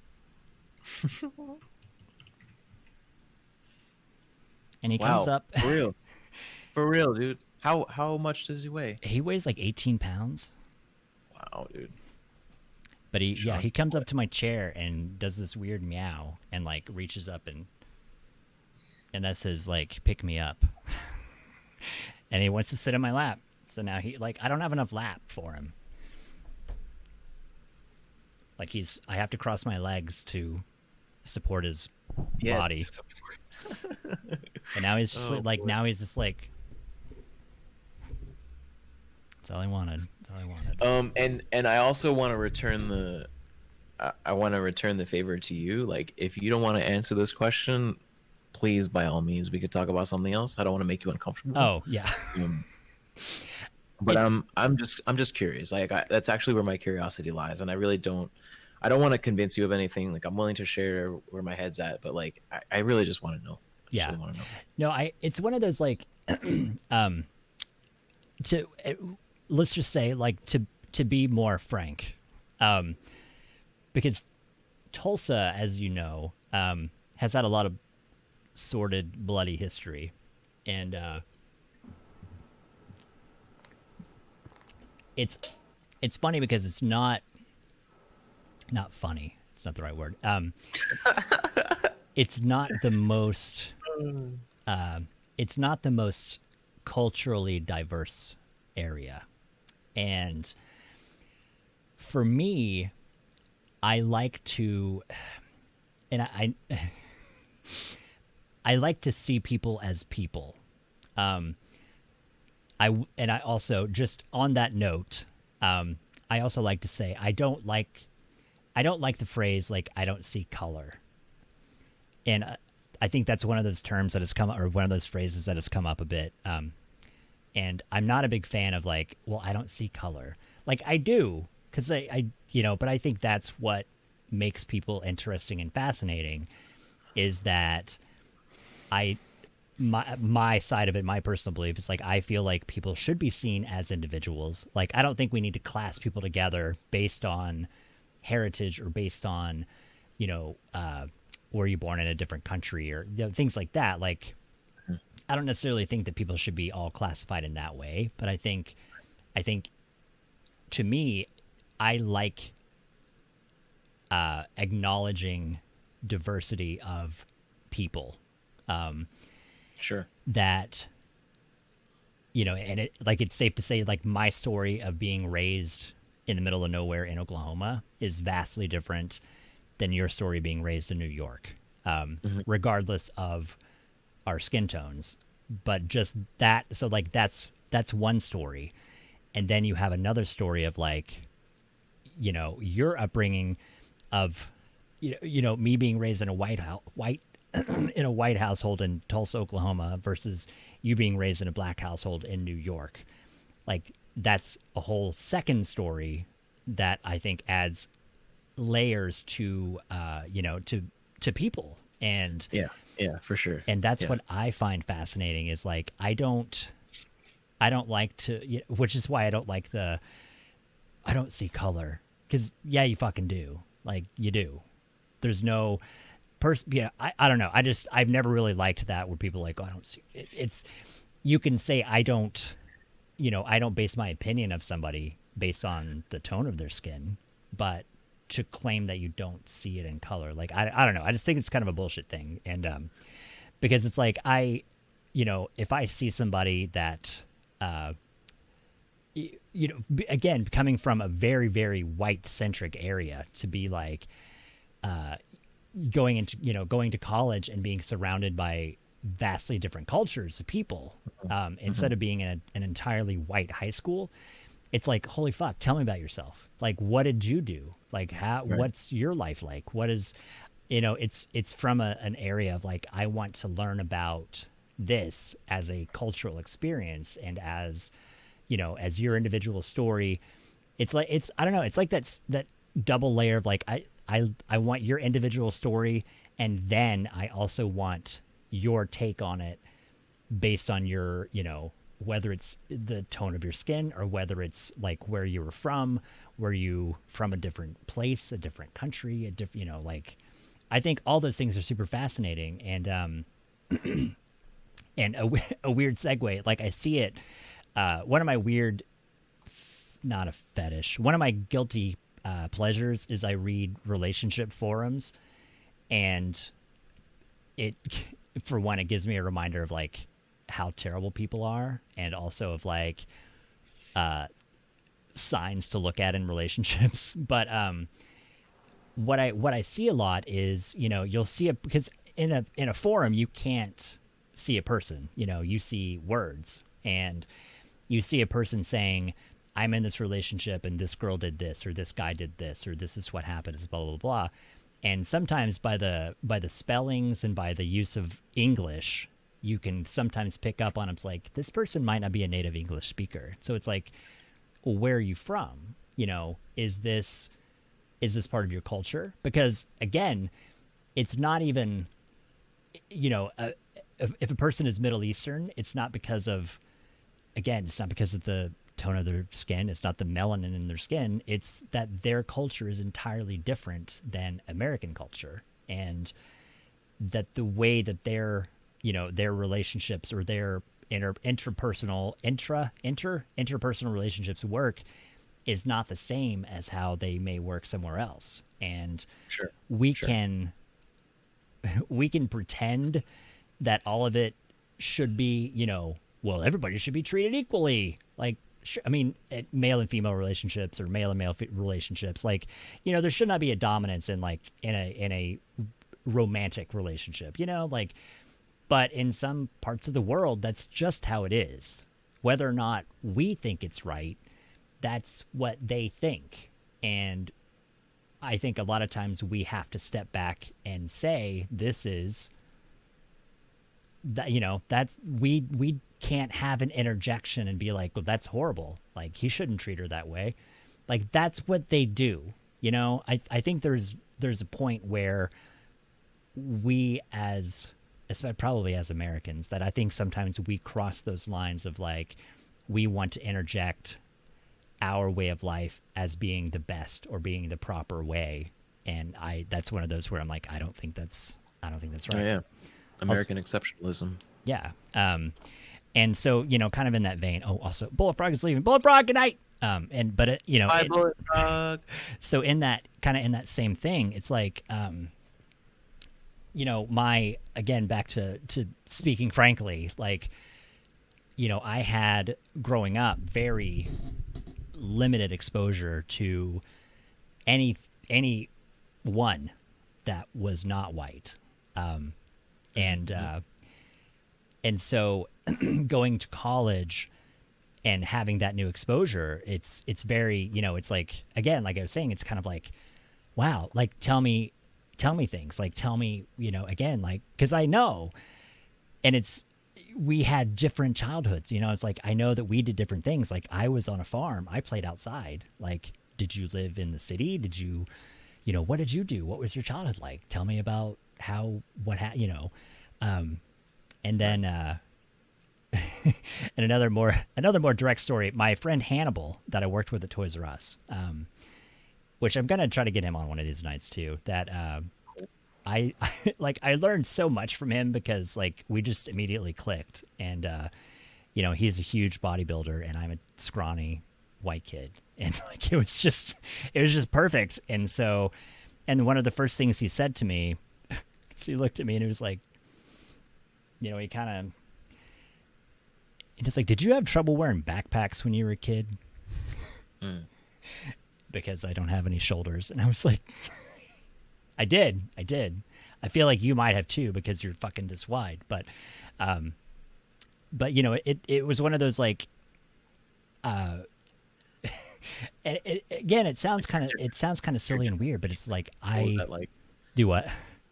Like you're different. You're different than me. What was that like? Yeah. And so, and it was kind of like that, and it's, I'm sorry, I don't mean to keep apologizing for myself or what I'm saying, but it's like, I never really had the opportunity to explore that, to be like, you're not like me, tell me, there are things I want to know. There are just questions that I want to ask, and there are things that I want to know. And like, we got to have, real deep actual conversations of like all these differences of culture and all these differences of like, of me being a white kid in a white school versus him, like, I think his school was predominantly black, but, so like we got to have these conversations of like, I want to know what this is like. I want to know, like, what is this? And, and it kind of some of it got goofy, like there are those points where it's kind of dumb questions, but then it's like, we were having lunch one day and he's eating something and I'm like, what is this? And he's like, it's collard greens. And I'm like, what the fuck are collard greens? Like, I don't even know what collard greens are. And he was like, seriously? Like, you don't even, like, have you had spinach? Well, yeah. It's like, it's a leaf. Like, it's a leafy plant. It's just a fucking leafy plant. Like, it's nothing, it's like, I don't know. It's little things like that again, sometimes I don't think people have the opportunity to have those open conversations because, sometimes people, like, we want to present ourselves as like, we're so, we want to separate things and this is blah, blah, blah. But it's like, we're all just people. Like, we all have curiosities, and that's kind of where I come into a lot of that, is like, it's just curiosity that it fascinates me that someone has a life that is totally different than mine. And, not that, like that it's, I want to know things. Tell me about your life. Like, tell me about your experiences. Like, tell me what this is all about. And that related to everything. I think that's not the solution. It's not some magical answer to everything. But I think a lot of the problems that people have is simply no one takes that time to have conversations. No one takes time to try to understand. No one takes time to, to be like, what is this like? Like, because I can't imagine, there are situations that can happen in life. There are situations that can happen in the real world where you and I would be treated differently, like 100% differently. And that's something that like I can't understand. I can think about it, and I can kind of, I can imagine, but there are things in life that I will never experience and never understand how good or bad that they can be. And I think a lot of again, it's not the answers to the solution to everything, but I think a lot of the division that happens is just because no one is giving that a chance. No one is sitting down at a table being like, let's talk. Like, let's have a conversation. You tell me about you and I'll tell you about me. And, let's meet up in the middle. And at the end of the day, we realize that we're both just people. And that's what I want more in the world is I want people to understand and acknowledge differences in people and stop fighting about it. Like, I don't know. Yeah, you kind of like tossed that away as though it like didn't mean anything. You're like, I forget the phrase that you used, but I think there's something really important and really valuable in that spirit of the spirit of curiosity and the spirit of like listening and wanting to know what's going on for somebody who's different than you, and all of that with the assumption that you don't know because you have lived different lives. Right. I really appreciate that. And I think, if everyone thought that way, if everyone saw things that way, I think things would be a lot different. Yeah. And like, yeah, cause like it's especially like, it's one of those, cause now, now that we're broadcasting this on the internet, that's one of those, I'm like, is this, I mean, cause it's one of those conversations that, you can have with the person in private, but then it's like, you know what, this is real life. This is really what I feel like. There's nothing about what I'm saying. Some of it could be seen as like, well, that's not right. But it's like, you know what, this is just how I feel. Like, that's all I can say. It's like, this is how I feel about it. And this is what I see. And, but yeah, I mean, like deep down, that's really what it is to me, is just that it's like, this is, I enjoy that. Like when I went, like, we had that brief conversation, whenever I was talking about, going to the UK, like, especially that, because that, other countries are so much more diverse than being in America. Well, I can't speak for California because, again, I'm in Oklahoma. And so that was the moment, like, what I always tell people, the moment you realize that your life is a big word. The moment you realize how insignificantly small you are, like for me, it was the moment that I'm standing in Heathrow Airport and there are 7 different languages being spoken around me, and, various garb, not jeans and t-shirts, you know what I mean? Like, and you're just sitting there and you're like, holy fuck. Like, there is an entire goddamn world of people that we don't know anything about. And that was very much like, I mean, I was sleep deprived, but it was also very much like a come to Jesus moment, because it's like, wow.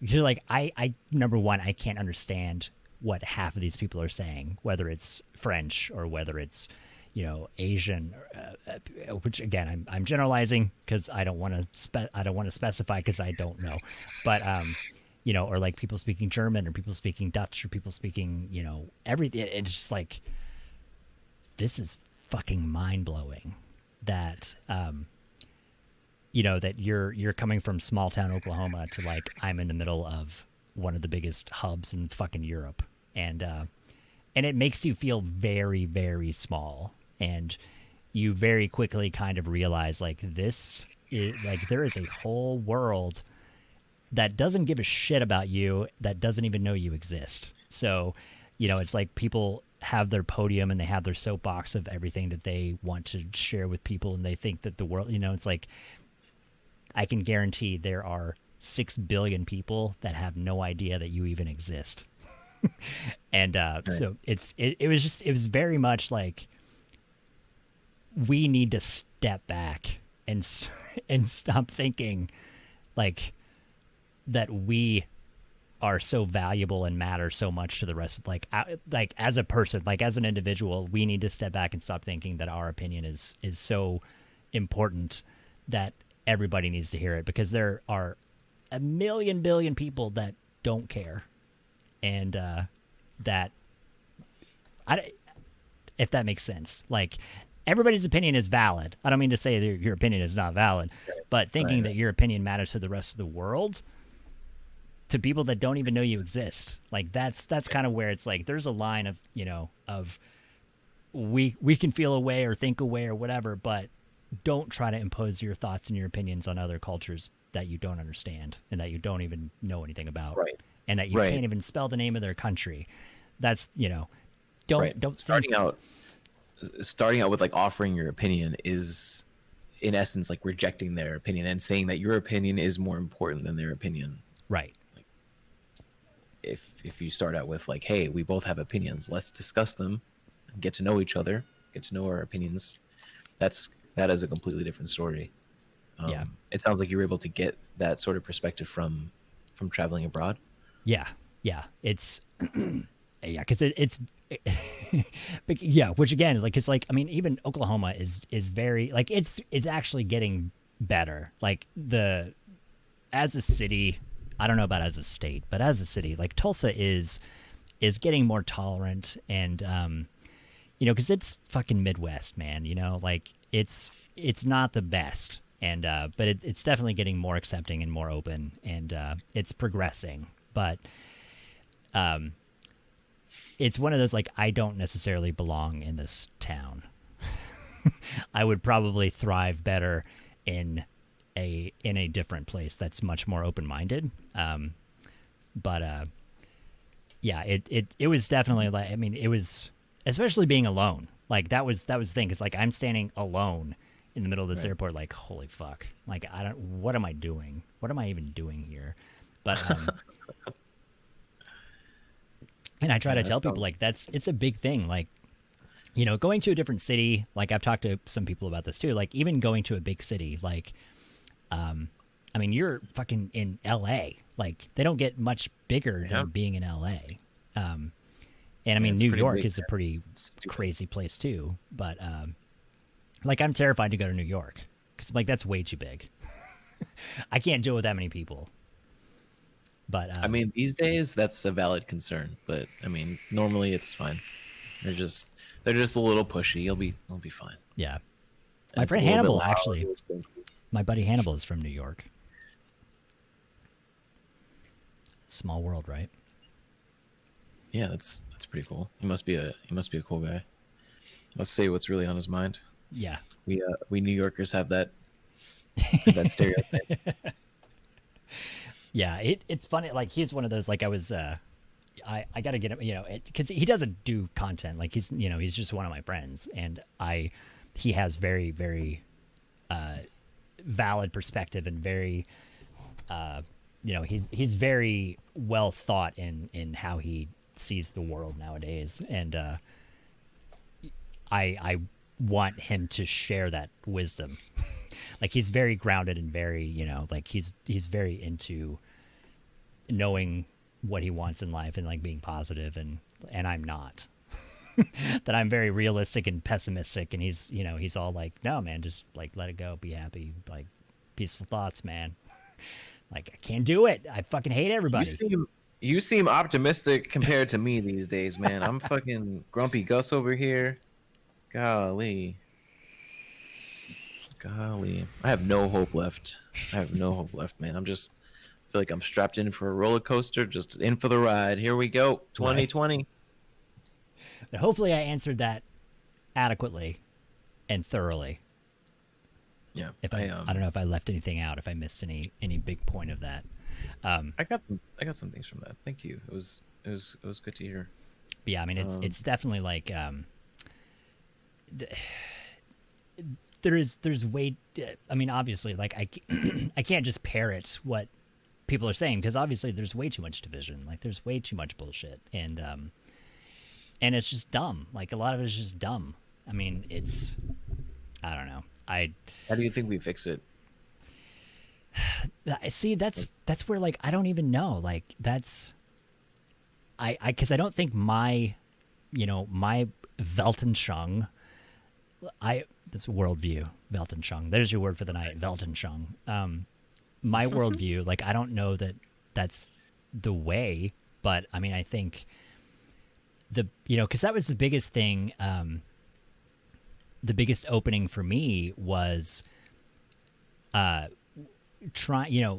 asking questions, like finding a safe place to be able to ask questions, to be able to ask real things, like to have conversations like this, to be able to have open dialogue and just and just talk about things that you are curious about, or talk about things like what about this, what about that, and and to understand that people are. Oh, you're frozen on my side, I think. Somebody is saying. Oh, no. Unfreeze me.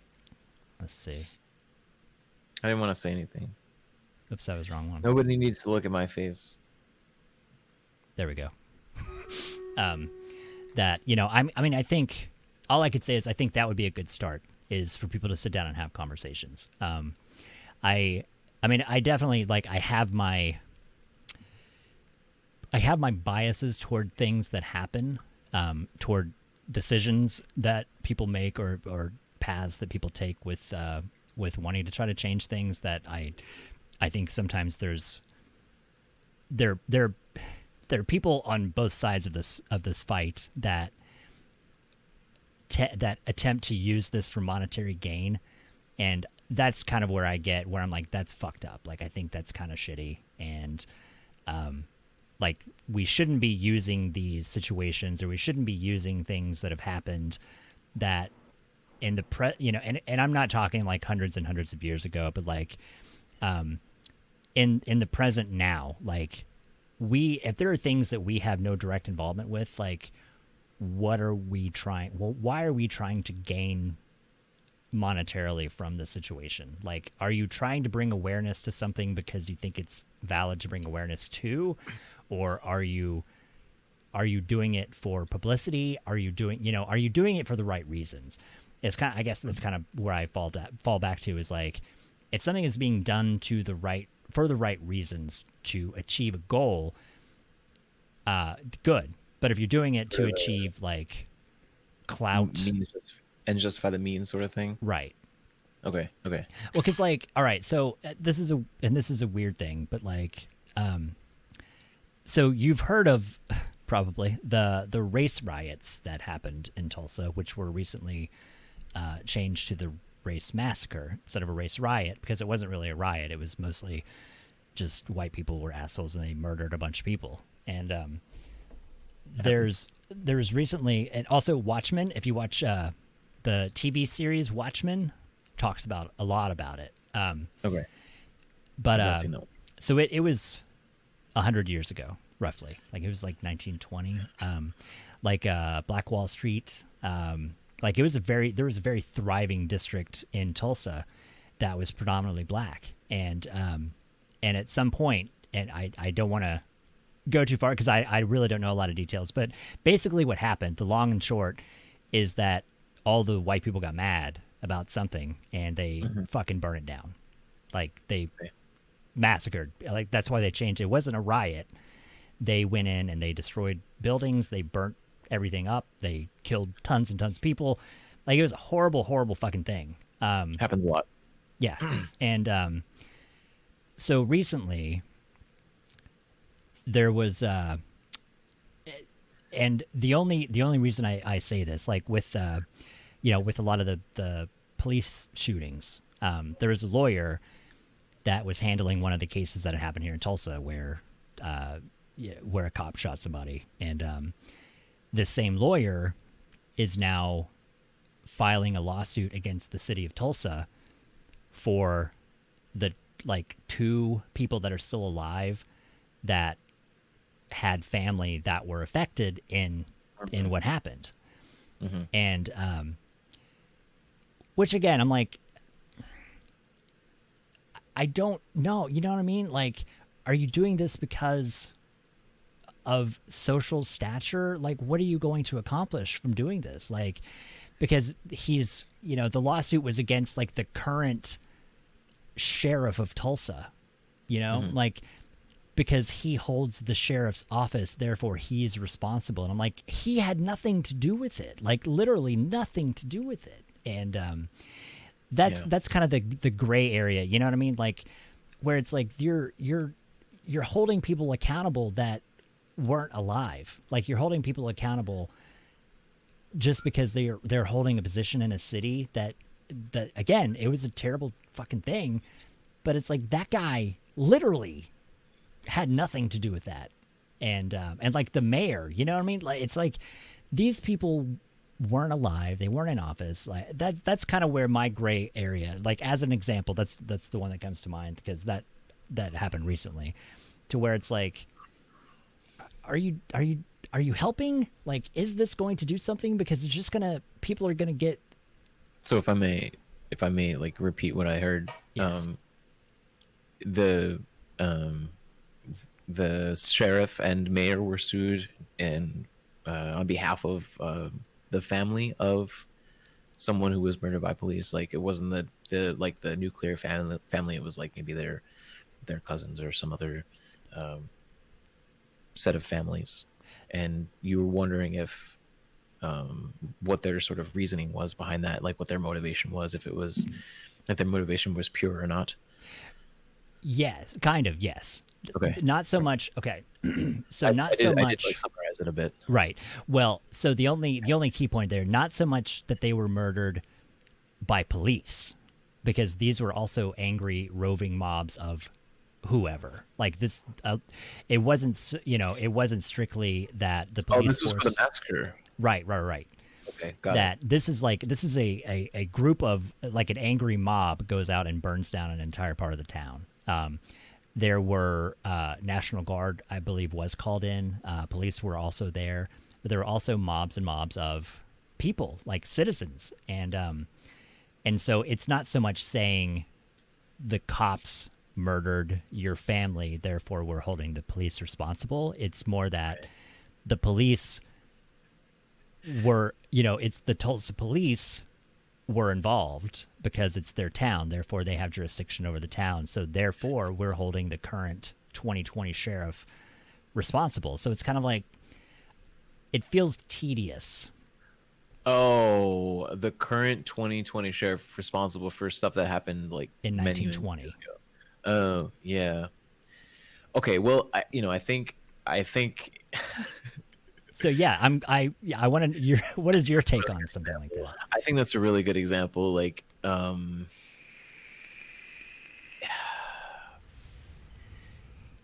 cries have been submitted for like since the inception of this country, and have been unheard since the inception of the country. I see that as a symbolic lawsuit. Like, it's like, hey, we want to at least have on the record that we have said, as those being victimized, that we did endure pain from this, and not just the people who were directly affected, but others as well. Right. And yeah, it doesn't seem realistic from the details that I know about it. It doesn't seem like someone that's gonna, like, even if they did get money from it, like, it would, if the damage is very much already been done. Yeah.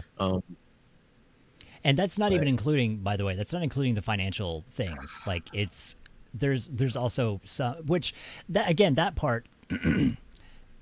symbolically, I can agree with that. Like, I think symbolically that it is a very meaningful gesture to at least, to acknowledge it, to be like, yeah, we as a city should do better.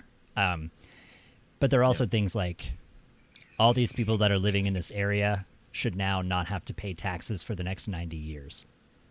And all all of this should, like, everybody should rebuild this city and like pay for it, and like all the, like, there's a lot of really weird financial things that they included that's kind of like, what do you mean? Like, why wouldn't they pay taxes for the next 90 years? Like, what does that have to do with, the symbolism behind the movement, the symbolism, where it's like that seems excessive. Like, why would that happen? How much do you know about American history?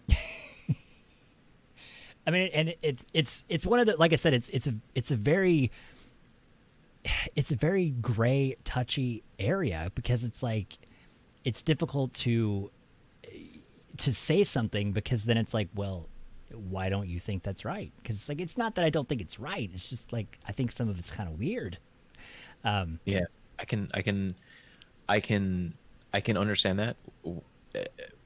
I can understand that perspective, not knowing the scope of the atrocities that have been committed against Native people, against Black people, against Hispanic people, against Japanese people in this country. Right. We have done horrible things to people in this country, and under the guise of American exceptionalism, under the guise of doing the right thing, under the guise of, like, we need to, because some form of the word terrorism. Right. Terrorism.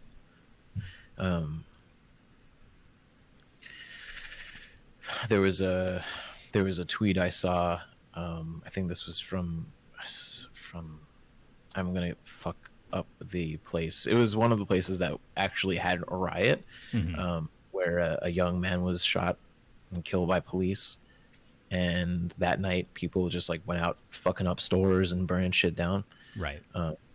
There was a banner hanging from an overpass that said, "They have looted, or they have taken from us more than we could ever loot." Right.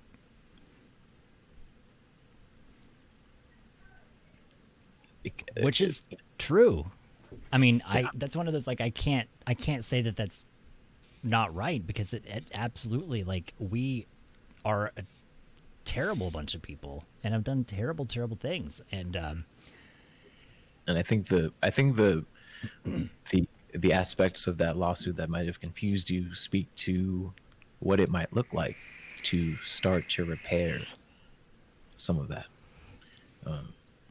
Yeah, no, that actually, I mean, putting it that, see, that's the thing, is like, that having perspective of that, like, I think that makes it seem much better. Like, that makes it less confusing to be like, what does that have to do with anything? But putting it that way, actually, it does bring everything into perspective of, like, this is, there's been huge losses by a lot of, by a lot of people, a lot of cultures, a lot of, that we don't always recognize. And again, which is me not necessarily putting my foot in my mouth, and realizing, yeah, like, that's a perspective that I don't have, that, again, back to the whole thing of, like, having a conversation about it, because it's like, that's not no fault at all, no judgment at all. I'm really enjoying talking with you.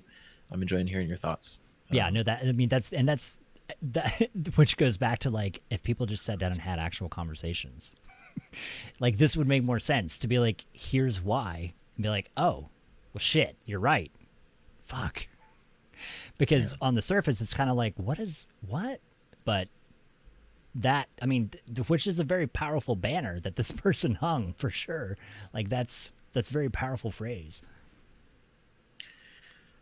Yeah, I wonder so much about the people who are very, very hard set on their opinions, and there's the spirit of, it seems like these people are here to fight, and they're not even here to argue or discuss or debate or anything. It's just like any argument, even if it includes facts, It's almost like the flat Earth thing. Like you could tell a flat Earth or anything about the world being round, and they'll be like, "Well, actually, that just means that this other thing and the world's still flat."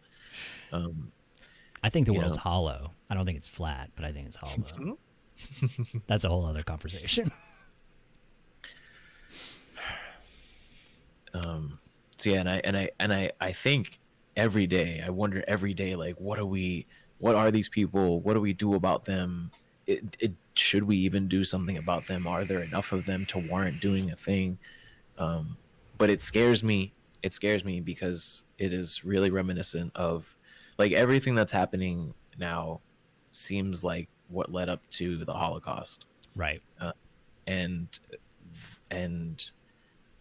I am scared of that. Yeah.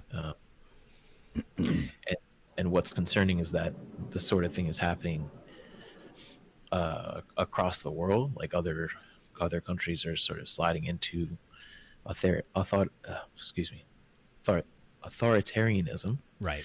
And that, there are also, I think, uprisings and protests to match that, which is definitely providing me with a lot of hope.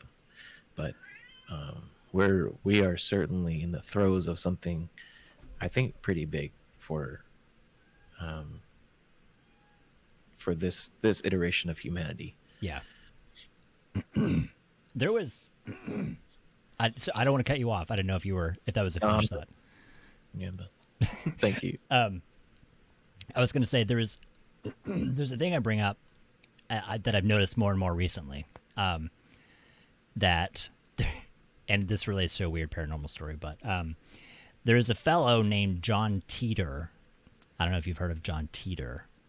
He was a self-proclaimed time traveler from the near future, from like 2054, 2060, something like that. And yeah, Jarvis knows. So he posted on a forum back in 2003, 2004, something like that. And 2030, yeah, he was from 2036. And he had posted this story talking about, dystopian future America. And one of the really interesting things he said was that in 2015, I think 2015, 2016, he's like, that's when the Second Civil War happened in America.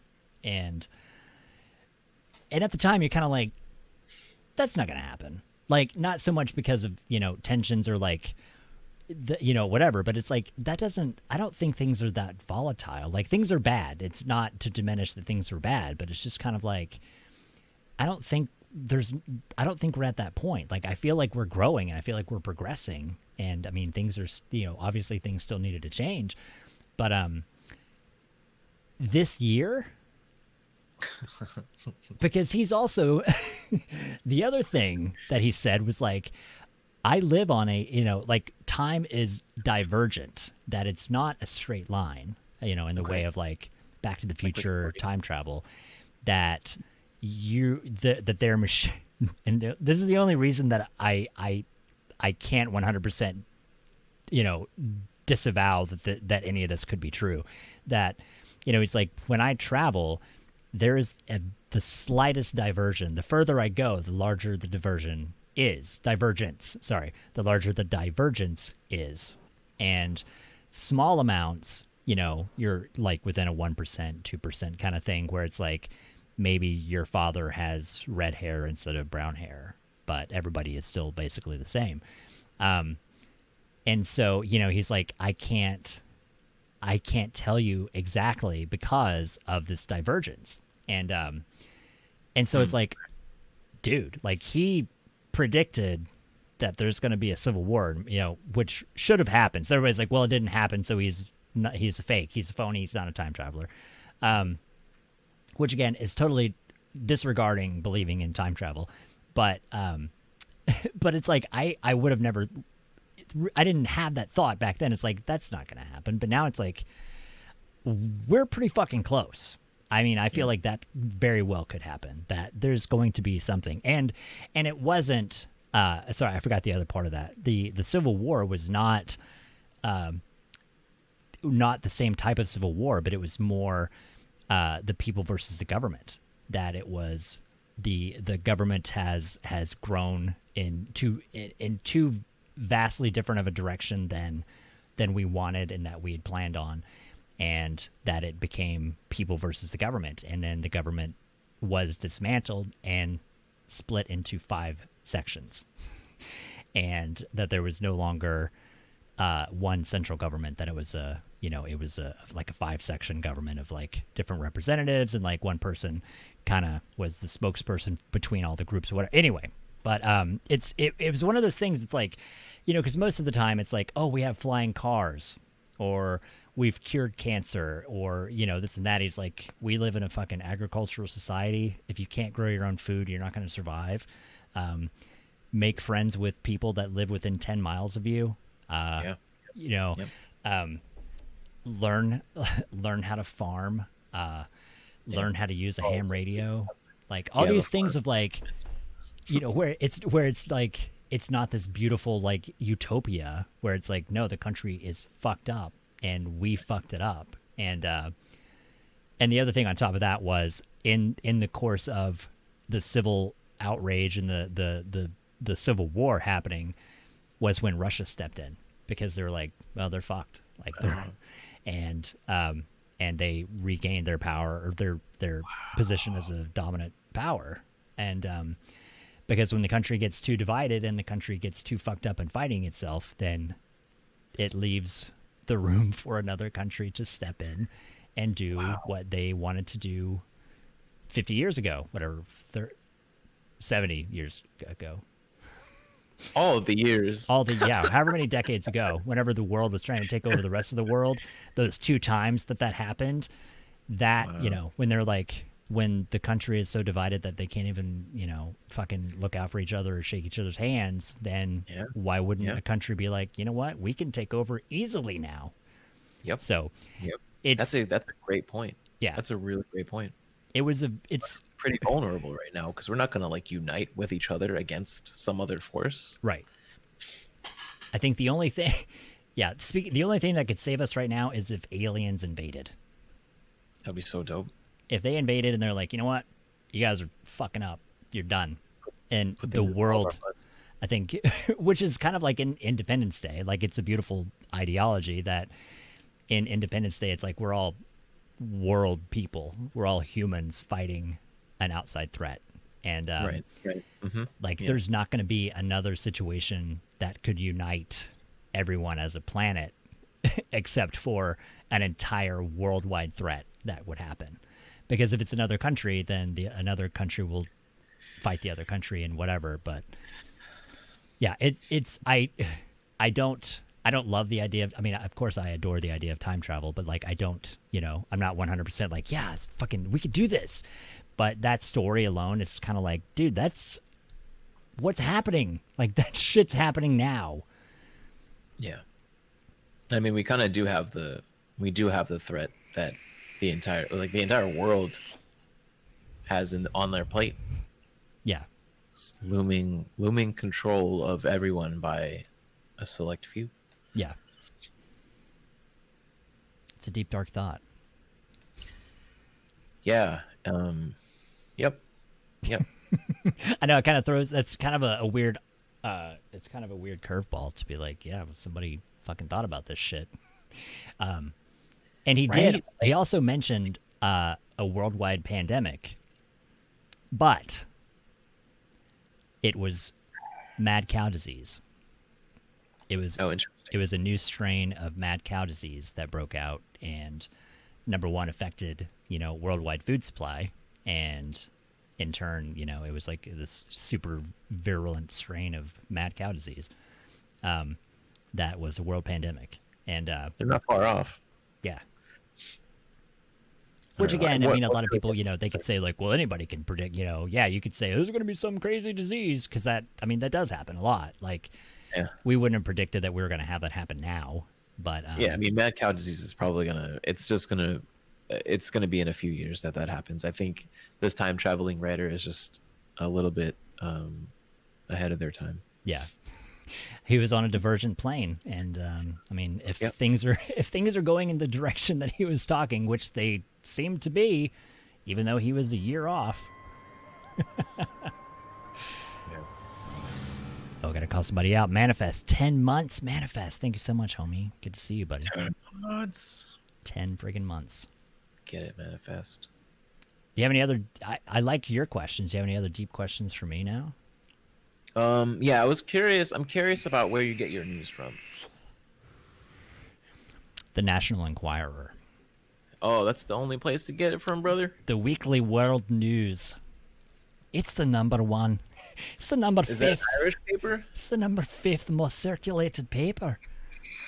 That was from. Does it make you nervous to answer this question? No. I was. Okay. There was no,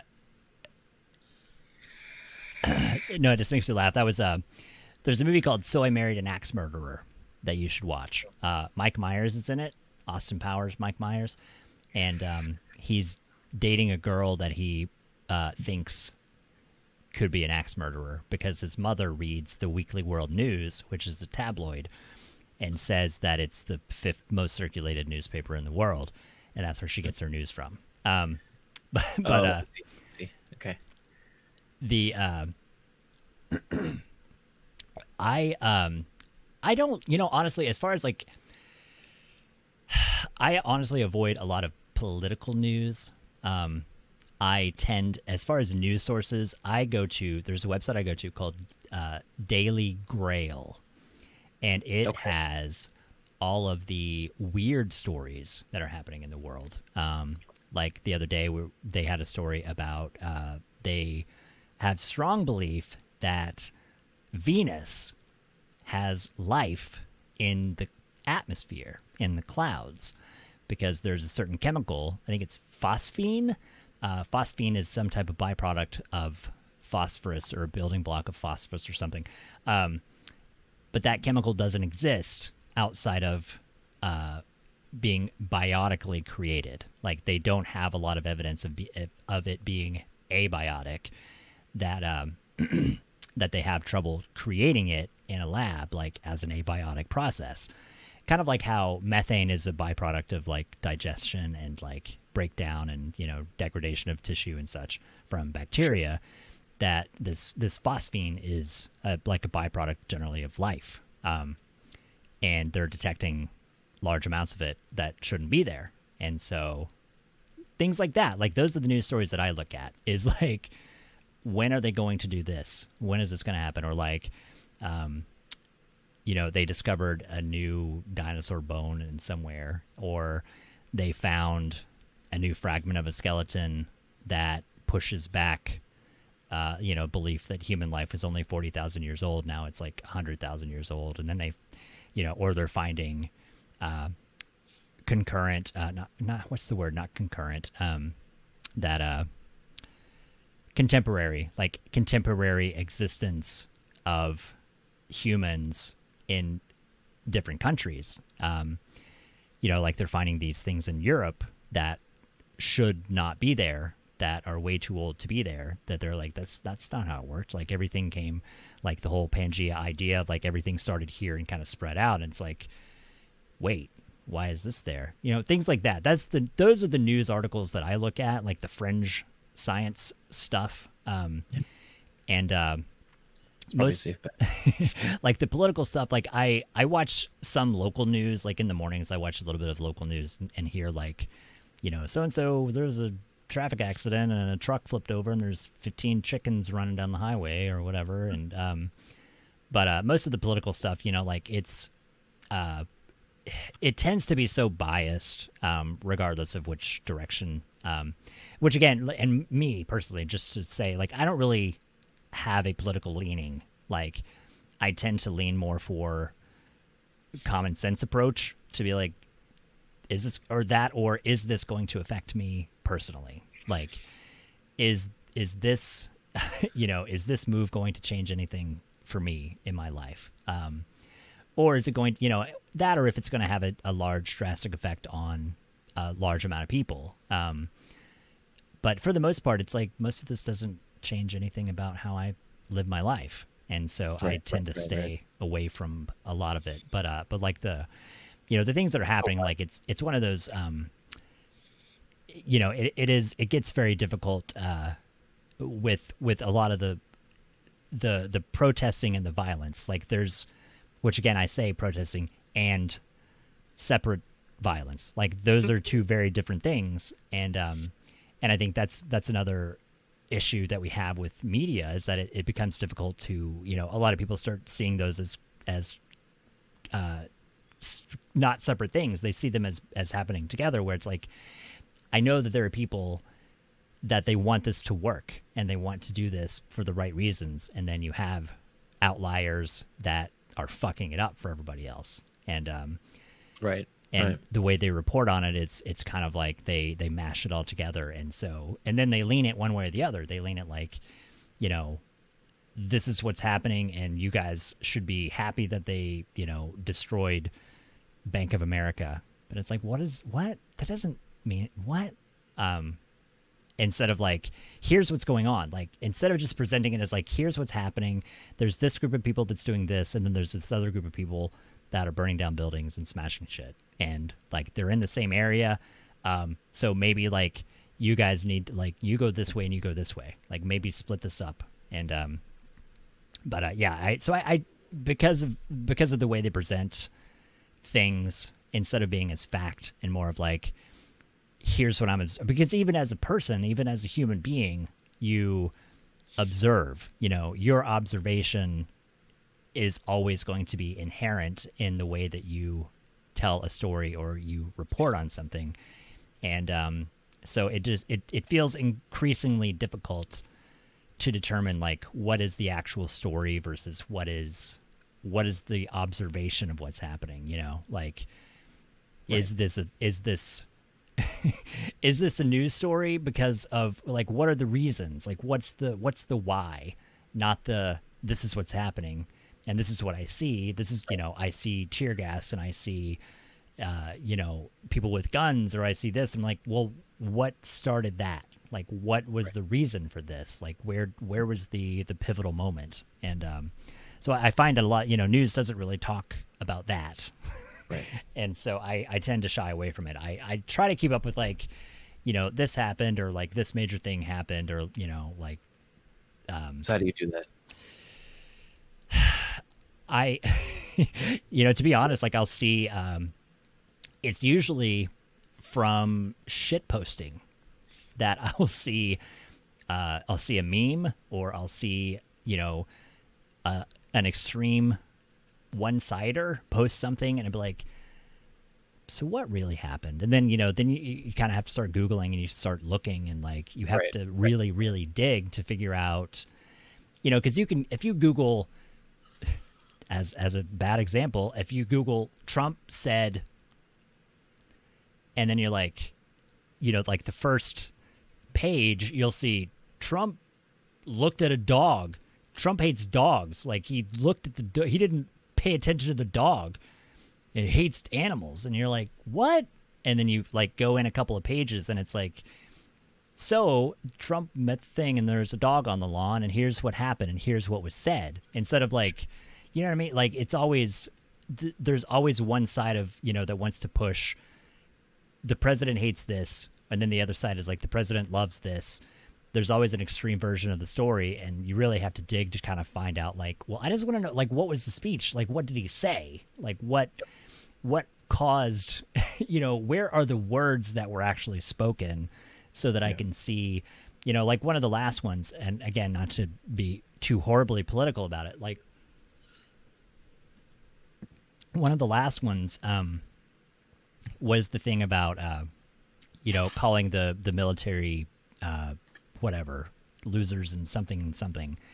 And I kept seeing this everywhere. And so I got to looking, and I can't find anything that was actually said. That all of this seemed to be conjecture of like, so-and-so said that he heard this. And I'm like, is that news? Like, this guy could have just literally made that up. Like, that there, I thought it was like from a speech. Like, I thought it was actual factual documented conversation of words that came out of his mouth. And it turned out it's like none of that was ever said anywhere. And that's not to defend, anyone, but it's simply so many things that I keep seeing that get reposted and reposted everywhere. When I see something that is like that, where I'm like, I want to know what exactly was said. I want to read this for myself. And it becomes increasingly difficult to find it. And what I keep finding is that so much of it is like a person says something and they say that it means this, but they never actually give you the real thing, where it's like, if this was in a speech, show me the speech. Where did they say that? Because I feel like maybe that didn't happen, whether it's good or bad, and it's not to say like every time somebody says something that the president did this horrible thing, it's not like, I don't believe that. He would never do that. It's just more like, did he really though? Like, what exactly was said? Like, I want to read this for myself and I want to make my own opinion about it. I kind of do the same thing. I like find stuff on Twitter. Usually the flow is I'll find stuff on Twitter. I'll say like, all right, that looks fishy. People seem upset about it. And then I'll go try and like find some articles. I'll usually try and find like 2 or 3 articles confirming that a thing happened. But yeah, I see a lot of what you spoke of, like really hyperbolic headlines that are really misleading for just about everybody involved. Yeah. That's kind of what I was talking about before with like not wanting to see produced media. Like even the example that you brought up where it's, Trump saying some bad shit about military people. Like I read that and I say, okay, who benefits from me having information that he is a worse person than I thought he was yesterday? Right. It's obviously the Democrats, like people who are anti-Trump, like, and they're not being honest about their bias, right? And that they're trying to convince you of a thing. And I think pretty much every news outlet is doing that. I mean, save for a few, just about every news outlet's doing that. Yeah, because it's every because nobody they need views. Like people need clicks. They need people to to view their website. They need traffic, and so it's always something catchy. Like it has to be something which works, because I often will find myself even like embedded deeply into looking into a thing. You see a thing on the side, it's like, how many celebrities have dogs? And you're like, shit, I need to know. And you click on the, it's like, you won't believe what this person looks like now. Whatever happened to Brendan Fraser? And you're like, God damn, what did happen to Brendan Fraser? And you start clicking on these weird websites, and I'm like, that's what gets traffic. And then you're like, what am I doing with my life? But yeah, it's I think that, which is a huge problem, that there's no one that's really just trying to report this is, I want a website that says like, here's a speech from whether, again, whatever president, this is not just directed at the current one, but like, here's what the president said.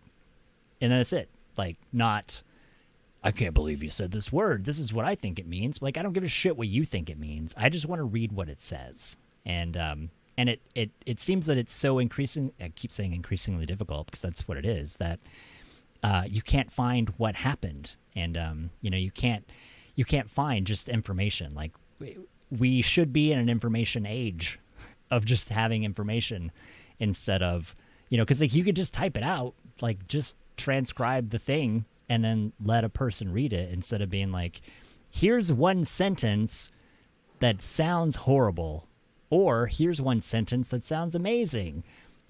Because it all it does is, again, it's just creating unnecessary division. Yeah. Fear. And fear as well. Yes. Hatred. I'm grateful for you, Flitzy. I appreciate you, man. Well, I thank you. I appreciate you. I'm glad that we can have these conversations. Me too, man. Me too. Was that as deep as you wanted to get? Did we get deeper than you expected or less than? Um, I didn't really have too many expectations. I had some ideas about how things might go, but yeah, I just wanted to. My goal was to just have an enjoyable chat with you, and I definitely succeeded at that. We succeeded at that. That's good. I hope that it was good. Yeah, I had a really good time. Was there anything else?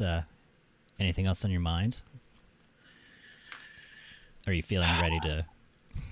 Have we exercised our brains enough tonight, or is there? Yeah, I'm getting fucking exhausted, dude. It's like 9 o'clock for you or some shit, right? What is it, like 10? It's 10. It's 10:30. 10:30. It's 12:34 a.m. Mr. West Coast. Yeah. I've been trying to give myself extra space. I've been trying to as I extend the same patience to other people, I've also been trying to extend that patience to myself. Right. Do you want to field any questions before you go? See if there's anything in chat. I know. Yeah, of course. Antiar wants to know. Deep question. What are your favorite pizza toppings?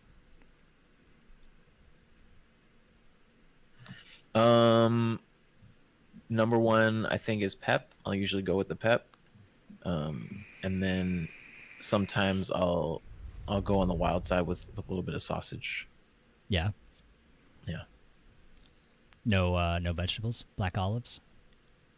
Fan of black olives?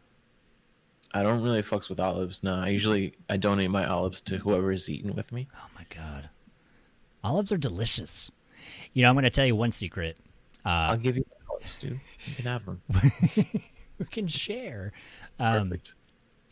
I mean, some people go green olives. Like, that's the thing too. People put green olives on pizza. I don't know, man. Black olives on pizza is so good. Feta cheese. Jarvis just said feta. So if you find a place that can do like a custom quote pizza, and instead of doing mozzarella, they do feta. So good. Yeah, feta is really good. There's this place, this is Greek restaurant that I used to go to back in New York. They used to make this Greek pizza, feta, mozzarella, spinach, and just some tomato, just like the best. Yeah, Ooh. the Greek style pizzas, like there's a certain flavoring that they do, and I don't know what it is, but it's amazing. I think some of it's the feta, and some of it's like some of the spices and stuff. We have like shitty chain pizzas that they do, like a Greek pizza, and it has like these weird spicy things. It might be like artichoke hearts or something. Are they spicy? And like weird pepperoncinis and stuff. And Ashley wants to know, what is your favorite drink? My favorite drink. It's a Diet Mountain Dew. I guess. All right, so water is really dope, but I'm not gonna just say water. I make this drink, this yerba mate drink with milk and stevia and Irish cream, and obviously yerba mate. That's probably my favorite. It was getting me a little bit hyped, a little bit too hyped, so I had to take a little bit of a break from drinking it. So now I'm having the drink without the mate, just getting a little bit closer to the Irish cream. Right. Yeah, that's I really like that one. I like when I'm like drinking alcoholic drinks. I don't really like beer. I like the girliest, fruitiest, most delicious drinks that will get me drunk. I mean, they're delicious. That's a whole weird masculinity thing. Like, you can't drink fucking appletinis. Like, have you had an appletini? They're fucking delicious. They're so good. You don't need to make a weird face after every sip. You can have a face of delight. Did you know that? Have you ever had a pina colada? Do you know? Like, there's a song about it because they're great. You don't have to feel like a pussy just because you drink a fucking drink with an umbrella in it. Exactly. You don't have to be a man drinking your whiskey and going the whole time. Have a Midori sour. It's fine. Do you have a? This is my personal question. What type of? Do you watch movies? Like I know you said you don't really get into a lot of produced content anymore, but like, do you have a genre of movie that you prefer? Like, what is your hobby life? Like movies, you have a go-to TV show, you have a go-to movie, you have a go-to book. I have a collection of movies, and movies are like pretty near and dear to me, even though I don't like indulge in them all the time. Probably like the most formative movie for me, and one that speaks to me the most, is The Matrix. Right. I feel that. Yeah, there are a lot of others though. Like I feel like The Matrix though was like that like opened up my eyes in a big way to like that was like me being a fish in water, just like seeing that there was something other than water out there. Yeah. Um, Which is also a real belief. Like that's a real like that's been around for a very very long time, even before the age of computers. Like there's a whole I'm pretty sure there's a whole like psychological belief of that system and like philosophical belief of that system, and you can't prove it. That's what's fucking scary, because you can't Right. prove it's not real, right. because that could be happening right now. It's, and we don't even know. I mean, I think I have an idea, but we don't really know for sure at what like level it's happening, or levels. Like it could be like a very direct story where we're actually like in some virtual reality created by robots, or it could be a metaphor for something where we're locked into this this routine every single day that we think we have control over, but we actually don't, because we're being controlled by forces that we don't see. Right. Which speaks to me of the reality of 2020. Right. And that's kind of how the movie spoke to me. But I will say the last movie that I watched, and like I watched this because I had been thinking about it, and like that's usually how I watch things these days. Like I'll think about it, and then like if I keep thinking about it over the next few days, like all right, I'll watch this thing. And that this week it was Children of Men, the movie Children of Men. That was the everybody was sterile. Yes. Okay. Yeah. Yeah, there had been it was like 20 years of no children, and this is like set in England, and it's very like locked down, like a lot of police with riot gear and like machine guns. And Clive Owen. Exactly, Clive Owen. He is a fucking dreamboat. Juliette Lewis, is that her name? Yeah. She was in Tulsa a few years ago too. People met her, so she's really cool. But movies like that, I love dystopian movies. I love movies in like alternate realities, like Equilibrium is another good one. I was gonna say, if you haven't seen Equilibrium, you need to watch Equilibrium. It's so good. So fucking good, dude. Just the line, not without incident. Yeah. I need to watch that again. Oh my lord, the fucking gun. Yeah, the gun thingy. Katas that they were. Yeah. Oh, Ashley wants to know if your flip flops or tennis shoes. But can I have both? Whatever I'm feeling like. I actually have. I like literally have I can see my running shoes on the ground, and then I see my flip flops on the ground as well. I can't do flip flops because I have horrible feet. My buddy Funk Shop, if you look in my Discord, my buddy Funk Shop bought some lobster flip-flops. They look like lobsters. Oh, I want some of those. Yeah, they're pretty cool. If I had the feet to wear them, I'd probably wear lobster flip-flops. Walk lobster. It's a walk lobster. Son of a bitch. Shows I will recommend, based on our heated topics that we had, for everybody to watch. Lovecraft Country is on HBO. I heard really good things about that it's from really good. It's very uncomfortable. It's very like 1960s uncomfortable to watch. And also mentioned earlier Watchmen, which is also on HBO. The TV series of Watchmen. It to me, again, because it's one of those, back to the without getting into the heated topics, but it's like it brings to light some of the things that we talked about, because you kind of see like shit. This is because again, like we're in a generation like we're pretty separated from, 60 years ago, and a lot of really bad shit was going on, and we have ideas of it, but like I don't know, man, the shows like it's very uncomfortable to watch. You're just kind of like, oh god, what? Are you kidding me? Like, but they're really good, and it's not just because they're, not because it's uncomfortable, but like the actual shows are really good too. But those are both really good. A good one actually that you might enjoy that Slip told me about. It's called the newsroom.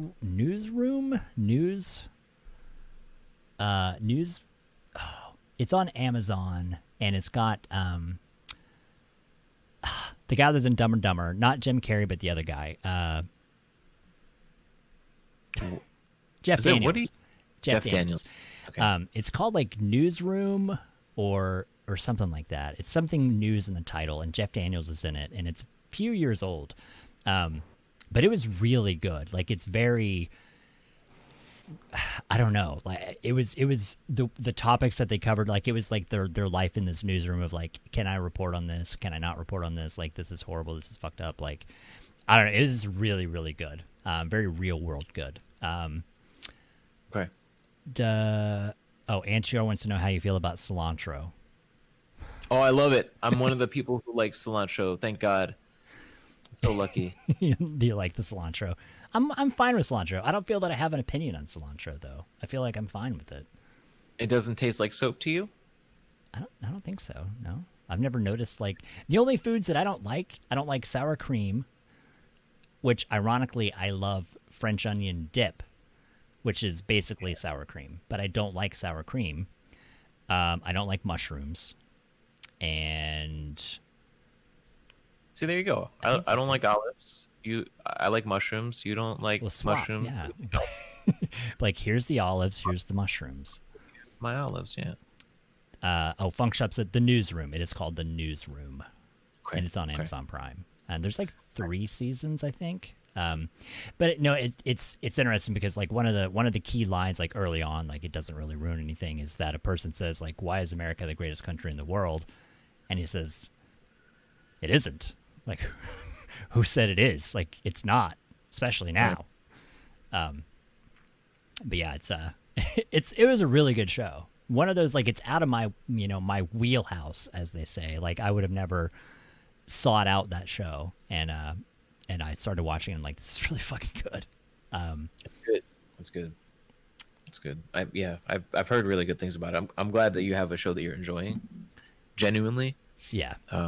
I open up Netflix and I like scroll for a few seconds and I just close Netflix. I'm like, I don't even know. I have an app called Just Watch, and it scans like Amazon, HBO, Netflix, Hulu, Roku, like, and I look for what it shows you all the new movies. Like it shows, every date that they add new content. You can scroll through and see what they added for those days. And so all I do is filter by horror and sci-fi and look. And then I'm like, nothing. I got nothing. It's nothing to watch. Makes it easy. Yeah. Sounds like it's real easy. It's good. Anybody? Any other questions? Anything else? Because Malgasm's tired. It's tired-gasm. That sounds like a bad sex move. Tired-gasm? You'd Yeah. be surprised, man. It gets him going. Like, oh man, yeah, no, I had a tired-gasm. Ashley said to tell you that you're beautiful and thank you for being here. Oh my lord. Absolutely. Ashley, thank you so much for the kind words. And Antior wants. Oh, we didn't even ask this origin story. How did you come up with the name Malgasm? I was bitten by a radioactive malgasm. Sweet. Yeah. No. I used to go by the name Malcolm on BattleNet, and I used to just like be on BattleNet. I was like BattleNet is it's the like chat network that you'd connect to in like the lobby for StarCraft, Right. and then eventually Warcraft. And I would just like chat on there, do the clan thing, and my like tag on there was Malcolm. And Warcraft 3 came out, and I acquired a key, and I was like gonna go make an account, and Malcolm was taken. Mm. Just Malgasm just popped into my head, and it was in all caps, like obnoxious, Right. and it just kind of stuck. I liked it. But yeah, at the root, it's because I was like really into Malcolm X when I was younger. Like I just I liked how he like formed himself, like how he was able to transform his ideology, and yeah, there it is. I like that. I like that. Antior is actually he's on track with what I was thinking. Antior said mal generally equals bad, and Yep. gasm suffix for orgasm. So I always thought it was badgasm. And I thought that too. Like I thought maybe it was a play on like a dichotomy, like a good bad thing. Like orgasm good, malgasm bad gasm, like a balance. Oh, I like it. I Because like like the it. gasm being good and the mal being bad, like maleficent, malady, malignant. Can't think of any other mal words, but yeah, that was kind of what I was kind of going with that. Malcontent, that's another good one. That's kind of what I thought it was leaning that way, but and then I realized, it was like I don't really think of gasm as inherently being good. Like I think of gasm as being a lot of a thing, like or just like maybe the climax of a thing, right. Like and in that way it was like this is like the climax of Malcolm, you know. Right. And it, like not necessarily sexually at all, like Right, sexual right. at all, like no connotation with that. But I and at the same time, like I completely understand your like anyone's interpretation of it. It is what it is, you know. It's not it's not clear. One of the things that I really like about it is that like in a way it really represents who I am as a person. Like people, I think when they see my name, they don't know what the fuck to think. They're Right. like, what is this person? What does this name mean? Who is behind this? Like, and I think that's how, in a lot of ways, how I show up in real life. Like, I think I look weird. Like, I wear leggings. I usually wear like weird colors and just like whatever the fuck I want. And I don't think I like abide by a lot of the social constructs that we're supposed to. Right. So people are like, what the fuck is going on here? So yeah, I think that ends up lending well to my online personality. I think you're right. I mean, because it doesn't really, the word malgasm doesn't really conjure any kind of image. Like it doesn't make me think of like a neckbeard or like a surfer or like, I'm trying to think of other stereotypes. You know, like it doesn't conjure an idea of like, you know, a nerd wearing glasses, or it's just like, what's this all about? Malgasm. Like, what does that even mean? What is this all about? I think it works. Kind of like a Flitzanu. What is a Flitzanu?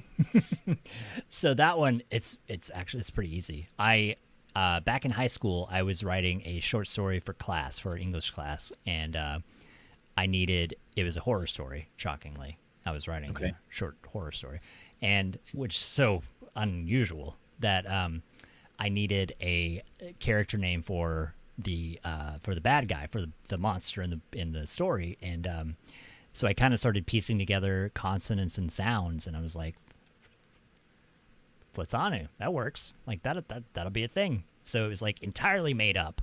It has no relevance or semblance to anything in my life. It has no intrinsic value to anything. And then years down the road, when the internet became a thing, because I existed before the internet, it was like, oh, you need to sign up with a username. You need like a unique username for your email account for your login stuff. And I'm like, Flitzanu, that works. Like no one's going to use that because I made it up, so no one's going to have that. And so it just kind of stuck. Like it was way back in the inception of the internet was when I started using it, and and just kind of that's kind of the alter ego.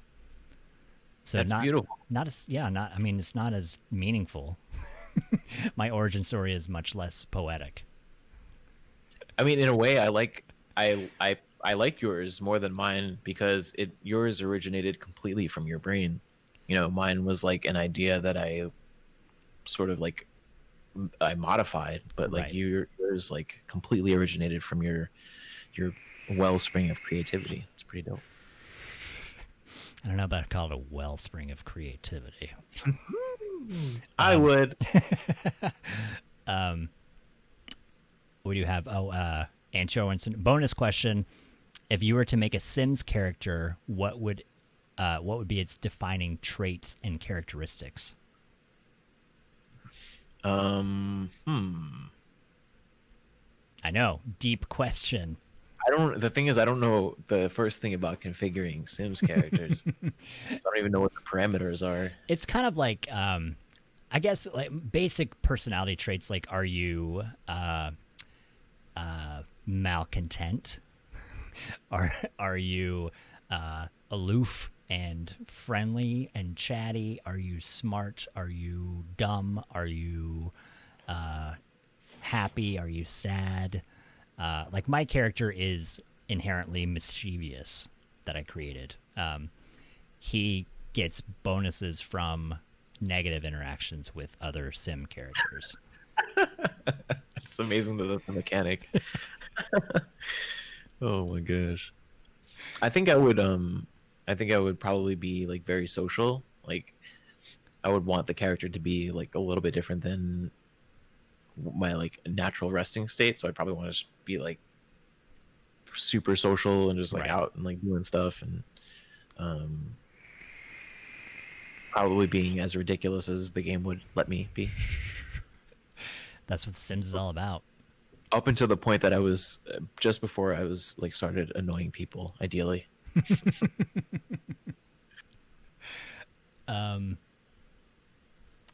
Is that it? Is we got all the questions?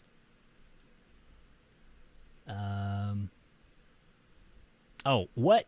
This is my question because I don't know. I always like to know this about people, and it either means something or it doesn't. It depends on whichever you like. What star sign are you? What sign? Star sign. What zodiac sign are you? Oh, I'm a Gemini. Okay. That makes sense. We get along, yeah. Because I'm an Aquarius, which I'm wearing on my neck right here. Okay. Yeah. Do you Aquarius follow gets along those? with Gemini. I do to an extent. I think it's more. It's for me. If you from what you know of me, because I could be presenting an entirely false character, but I'm not. Everyone just has to take my word for that. That this is pretty much how I am in real life. That if you were to read, like not like the daily description, but like if you read like the hardcore like full page, like here's a description of the star signs. If you look at Aquarius, you could look at that and be like, yep, that makes sense. That absolutely makes sense. So I'm one of those, like, I learned that kind of later in life, like I was already an established personality. It wasn't that, because I do feel like some people could mold their personality to, to shape and fit into being a thing. But for me, it was like, I read it, I'm like, holy shit, like that's exactly who I am. And so it's one of those, like, it definitely, because some people, again, that's where the disbelief kind of comes back. It's because some people don't fit their sign at all. Like sometimes you can look at it and be like, yeah, that makes sense, or like it's varying degrees of like that's 100% accurate to like that's 70% accurate, or like, yeah, you're kind of like that, or like, I don't really think that's right at all. And for me, it's very much like 95 to 100% accurate. And that if a person knows me and then they read that, they're like, yeah, that makes sense. That makes a lot of sense. It feels good to be seen, even in an astrological sign, I think. Yeah, it's it's a lot of people, because I notice it's one of those that I observe with people that I interact with, that they tend to be certain signs that, like, I don't know a lot of Virgos in my life. Okay. I have a lot of close friends that are Gemini. I have a lot of my female friends are Scorpio. I tend to date fire signs, which are Leo, Aries, I think is also a fire sign. It's a couple other ones. But like it's very specific that people tend to fall into, in your life. Like when you look at people in your life, you're like, this person is this or this person is that, and then you find out and you're like, yeah, that's fucking makes sense. And to the point of like, I think the majority of my close female friends are all Scorpio, which it could be purely coincidence. It's one of those like maybe that just happened, but it's one of those like it's a curious thing where it's like, if 3 out of 4, like say I have 4 close female friends and 3 of them are Scorpio, that seems that I should recognize that at least. Right.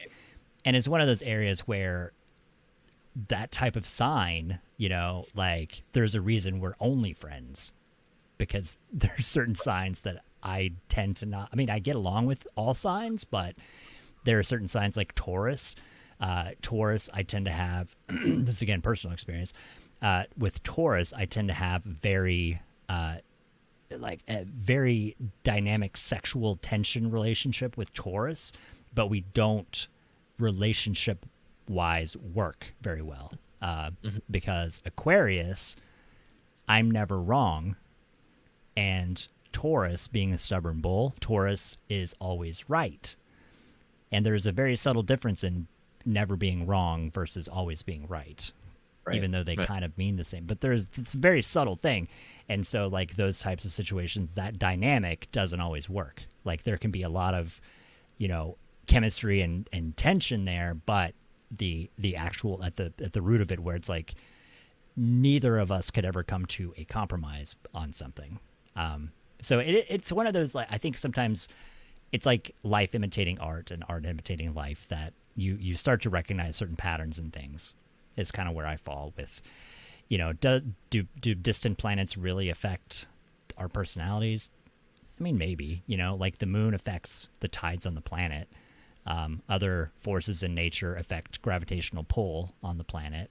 Our bodies are mostly made out of water.